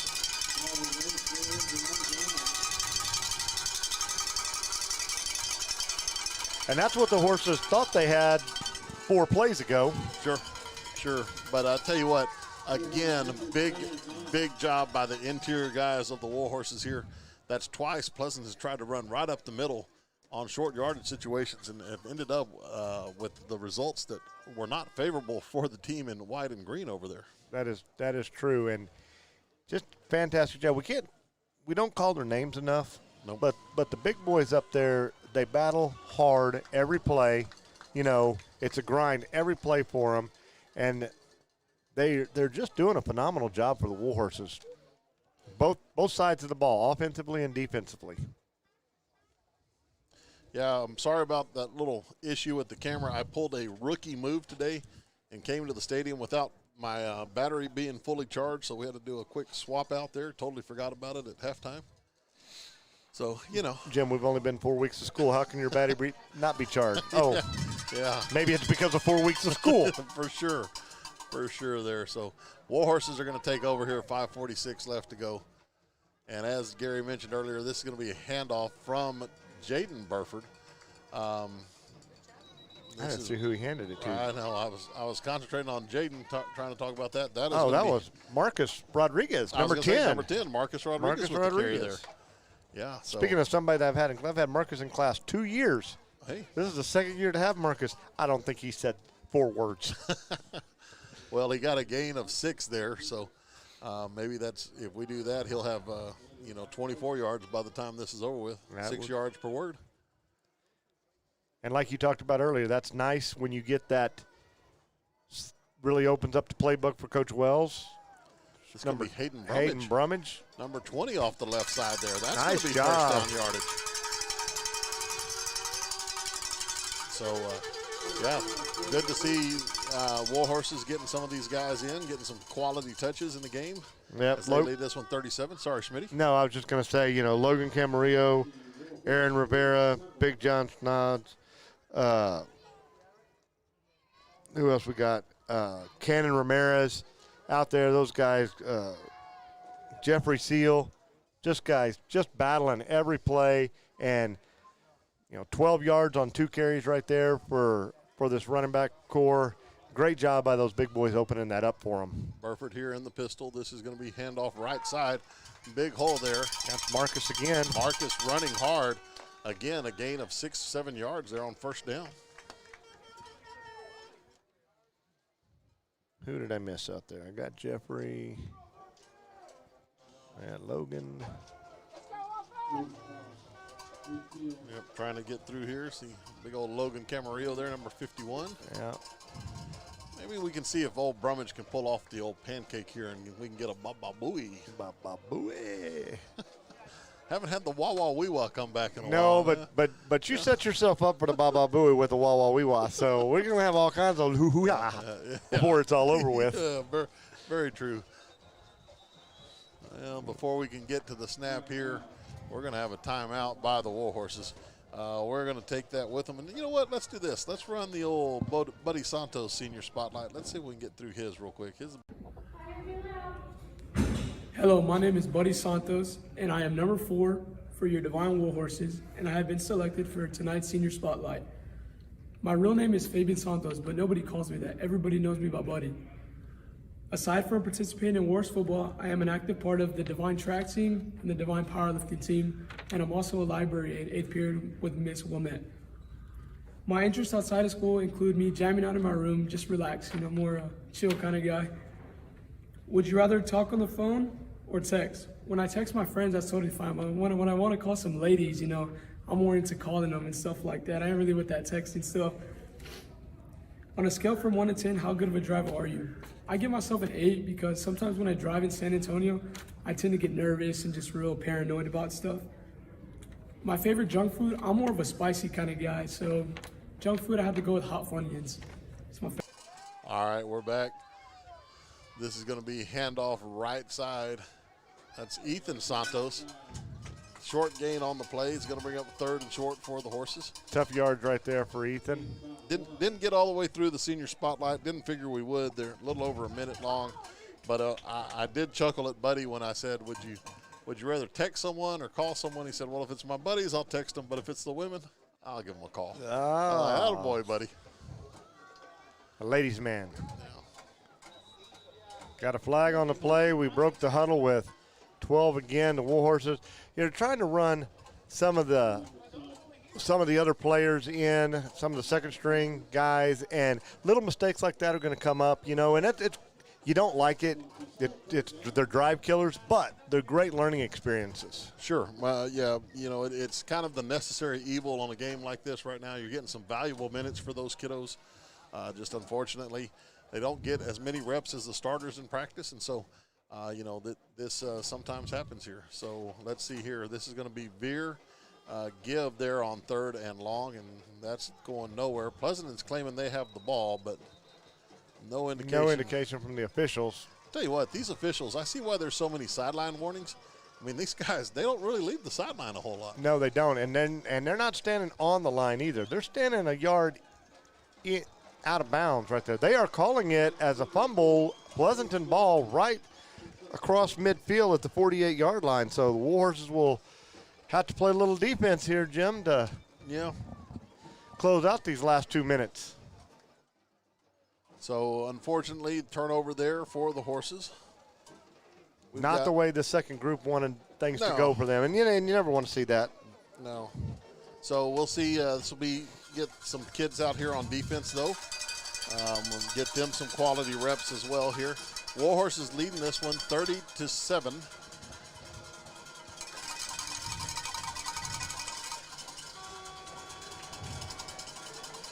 Pleasanton looking to throw here.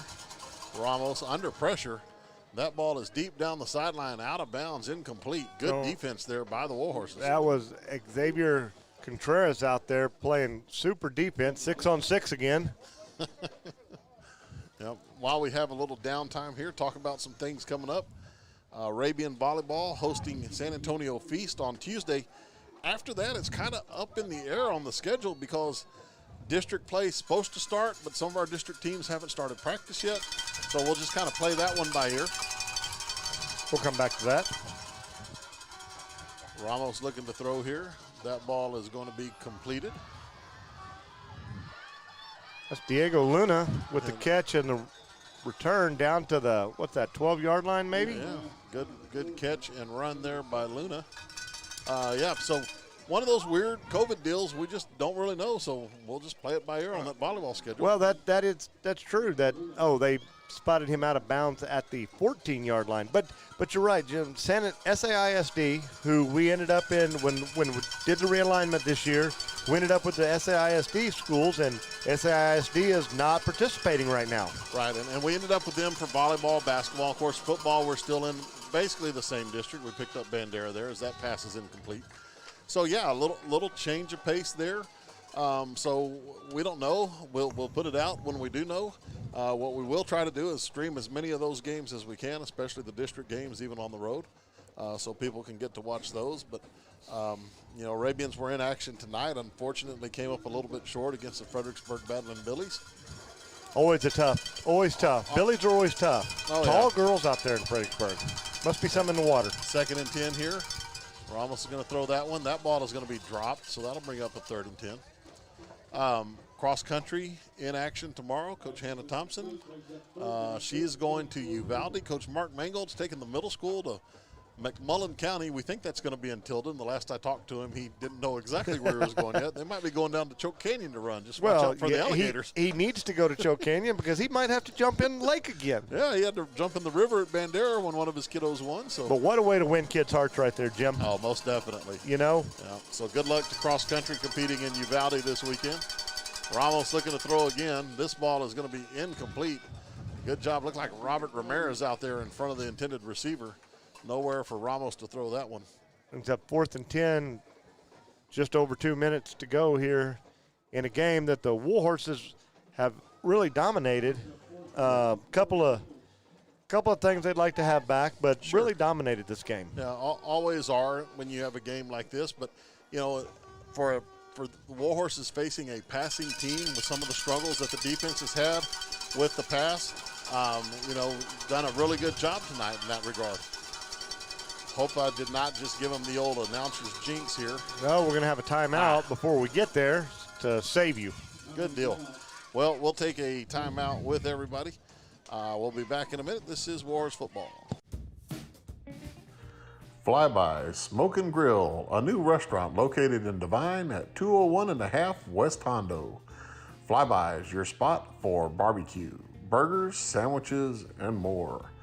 Open 11 to 8 on Tuesday through Saturday, 11 to 3 on Sundays, and closed on Mondays.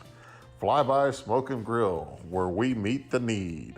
Call us 830-663-8088. Back here at Warhorse Stadium, 2 minutes and 9 seconds left to go in this one.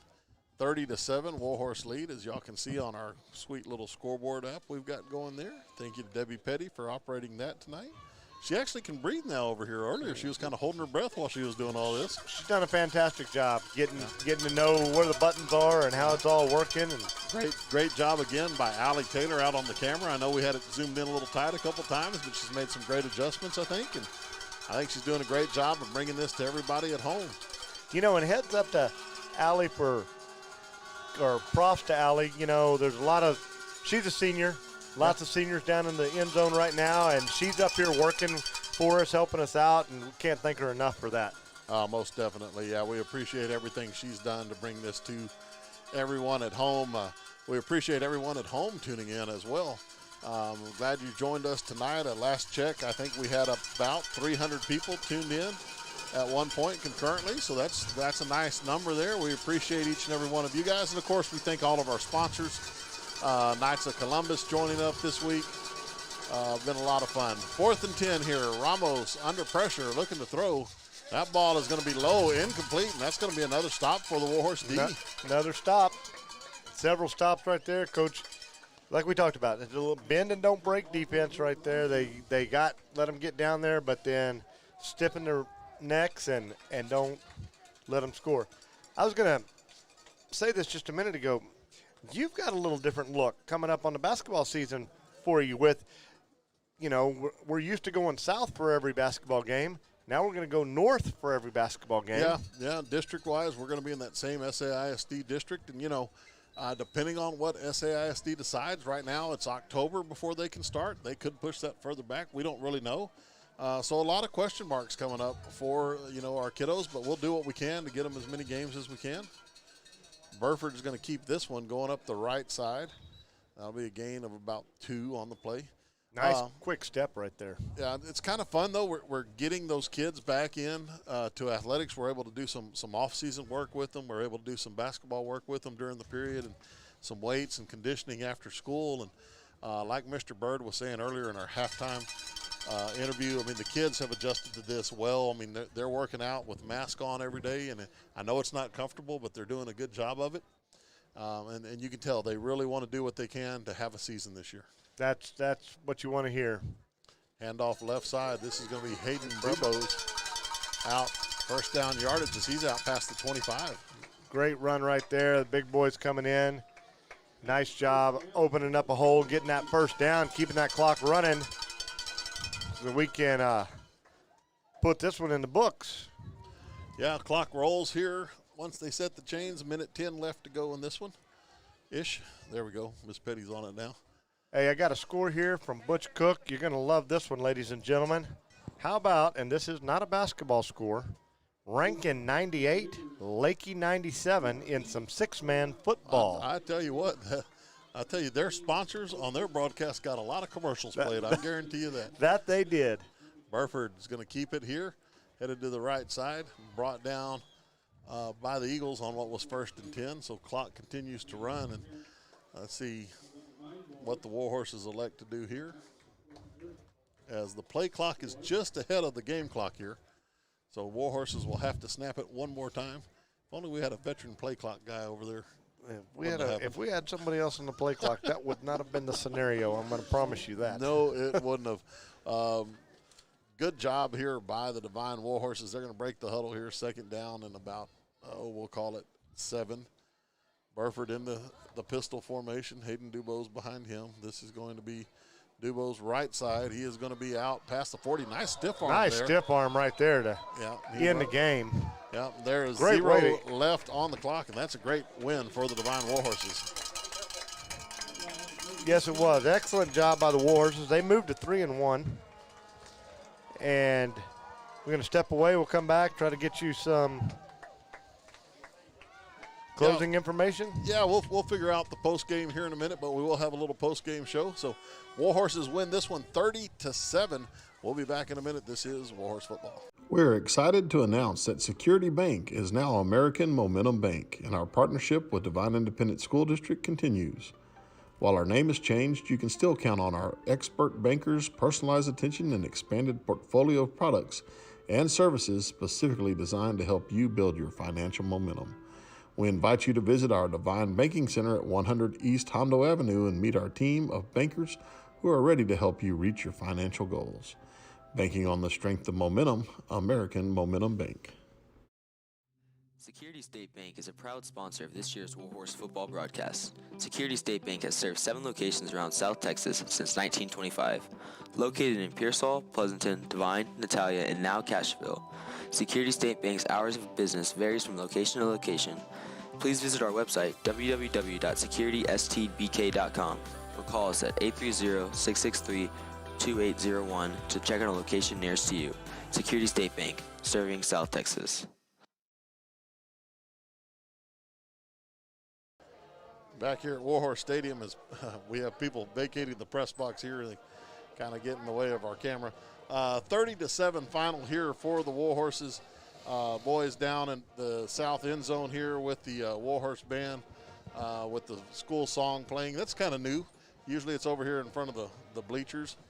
But Schmitty, 3-1 for the Horses after the big win here tonight. Excellent job. Probably, if I'm guessing, we go to talk to the coaches, they're going to want to clean up some things. I think that's pretty much always in the coaches' world. But they had to that offensive line, Jim, week after week after week is just dominating. They're just moving the sticks. They're a cloud of dust, 4, 6, 8, 10 yards. Buddy and Brady are just killing it out there, among others. I picked those two because they're the premier guys right now. But you still got Justin Contreras that hasn't even gotten to play. I mean, he gets hurt on the first play. The opening kickoff. I mean, he hasn't even had one real snap on offense this year. So all reports for Justin, he's coming back next week or is progressing towards coming back for next week. So that will be really awesome. We're going to have our Warhorse post-game show here. Kind of threw that up a little bit earlier. Post-game show brought to you by MP Haulers tonight. Appreciate all that they do. They do a little bit of everything, material hauling, septic work. They even do the rentals of like the portable potties and things like that. So call Martin and Brandy Pettis if you have any need for that. MP Haulers, MP Material Haulers post-game sponsor tonight. Now, Schmitty, I see you're frantically on your phone over there trying to get our final scoreboard in. I'm working on it. Okay. Did we get anything from Andy for the final stats? No, I haven't got anything from Andy on that. I do have a 41-7 Sinton over Poteet right now, and 20-7 Lytle over Luling. And then, of course, the last score I got on the Hondo was 35-10, Hondo up. Yeah. It's interesting. Warhorses will travel to Luling for their next game. And as the Warhorses travel to Luling, that's going to be kind of a new challenge. It's been a while since the Warhorses have played in Luling. And it's been a while since we've traveled, and we've got some new equipment. So we'll be testing all that out on the road next week, Schmitty. That should be interesting. I tell you what, I've got one that's going to be interesting to some people out there. Just went final, I hope, based on my scoreboard. Stockdale 21, Natalia 20. Wow, I think Natalia was in control of that game for the better part of it. We'll have to get some verification on that, but that's coming off of one of the high school scoreboard apps, so we're going to roll with that right now. Cuero 37-7 over Navarro. And I'm trying to see if I can't find one more for you. I was giving y'all some Carrizo. Carrizo is down 22-14 to Ingleside. Well, so that's some of the ones I could find for us that are local, but great job by the Warhorses. Bottom line is, great job. Get out there, you get the dub. Again, like Coach Gomez told me in the pregame, a pretty win, an ugly win is better than a pretty loss. For sure. Because I don't think there are any pretty losses, at least not the way us coaches look at it. No, and the W does speak for itself, speaks volumes there. Happy that the Warhorses got it. And, for me, what I'm really impressed with the Warhorses is that offensive line, how it's kind of, showing its will and basically saying, hey, get behind us. We're going to get this done. Then you've got Hack, you've got Buddy, you've got the young guys that are coming in, doing some really good things, and you get Justin and put him back in the mix. I think this Warhorse team is going to be really tough come district time. I agree with you. And, Jim, some of the tough calls that Coach Gomez is making, 4th and long, they go for it. Pleasanton calls a timeout thinking that we're going to punt. Right. It comes up. Hack makes a great play, picks up the first down, he and Burford, and leads us to a touchdown right before halftime. Those are huge calls, huge things that changed the course of the game completely. You could tell the way our kids ran off the field after we scored that touchdown going into halftime that we were in the right place to be mentally as opposed to the way that other team left the field, the Eagles, and that they're just not in the right spot mentally anymore. Most definitely, yeah. You talked earlier to Coach Villa. He said, we got to trust our eyes. We've got to trust what we see, we've got to have the confidence in what we're doing. And I think the defense, I think they did a better job of that tonight. You could see their coverages; they're a little more solid on coverage tonight. And then when you talk about congrats, the offensive side of things, you congrats. can really see that offense. You can see the confidence building, and it's been there with several people. But you're starting to see the whole group kind of getting out there, like, yep, this is what we do. This is what we're going to do here. You really are. You got those two DNs out there on that defensive. They're maniacs. Yeah. The linebackers are starting to step up. That D-line starting to step up. And then the secondary tonight really knocked down some big balls right there. Just like you're saying, you're really seeing it all starting to come together. And it's week 4. They're trusting the processes. The coaches are, staying consistent with the verbiage and what they're talking to them about. Yeah. And you're just starting to see the growth and the maturity of a football team before your eyes. I was just fixing to say that. You really see the maturity and growth of these young Warhorses. The veteran guys, Hack's looking really good at quarterback. He's putting some really nice balls out there. I know one came back, but that pass to Burford there before the half. Beautiful. Even though it didn't count in the statistics, it was a great pass there. So really excited. Really can't wait to get to next week. I think if we can get there early, we could probably eat some pretty good barbecue in Luling. That's what I understand. And then head over to the stadium, and we'll see how things are going to travel here. Not that either one of us would be worried about eating somewhere, would we? No. As mentioned, next football broadcast is going to be Friday, September 25th. That's going to be a 7:30 game time, 7 o'clock pregame for us. That's at Luling. That's brought to you by Flyby Smoke and Grill here. And, speaking of barbecue. No, that's true. That's true. Flyby does some barbecue there.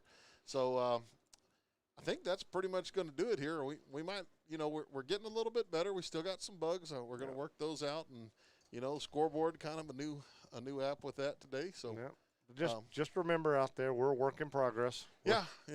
But we appreciate everybody that's tuning in, week out. Absolutely. Getting a lot of compliments. We appreciate all the feedback. And we're just blessed to be able to bring this to you guys in the medium that we do. So we'll try to do it again next weekend as we travel to Luling.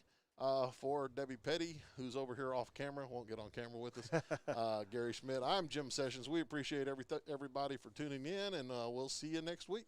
This has been Warhorse Football.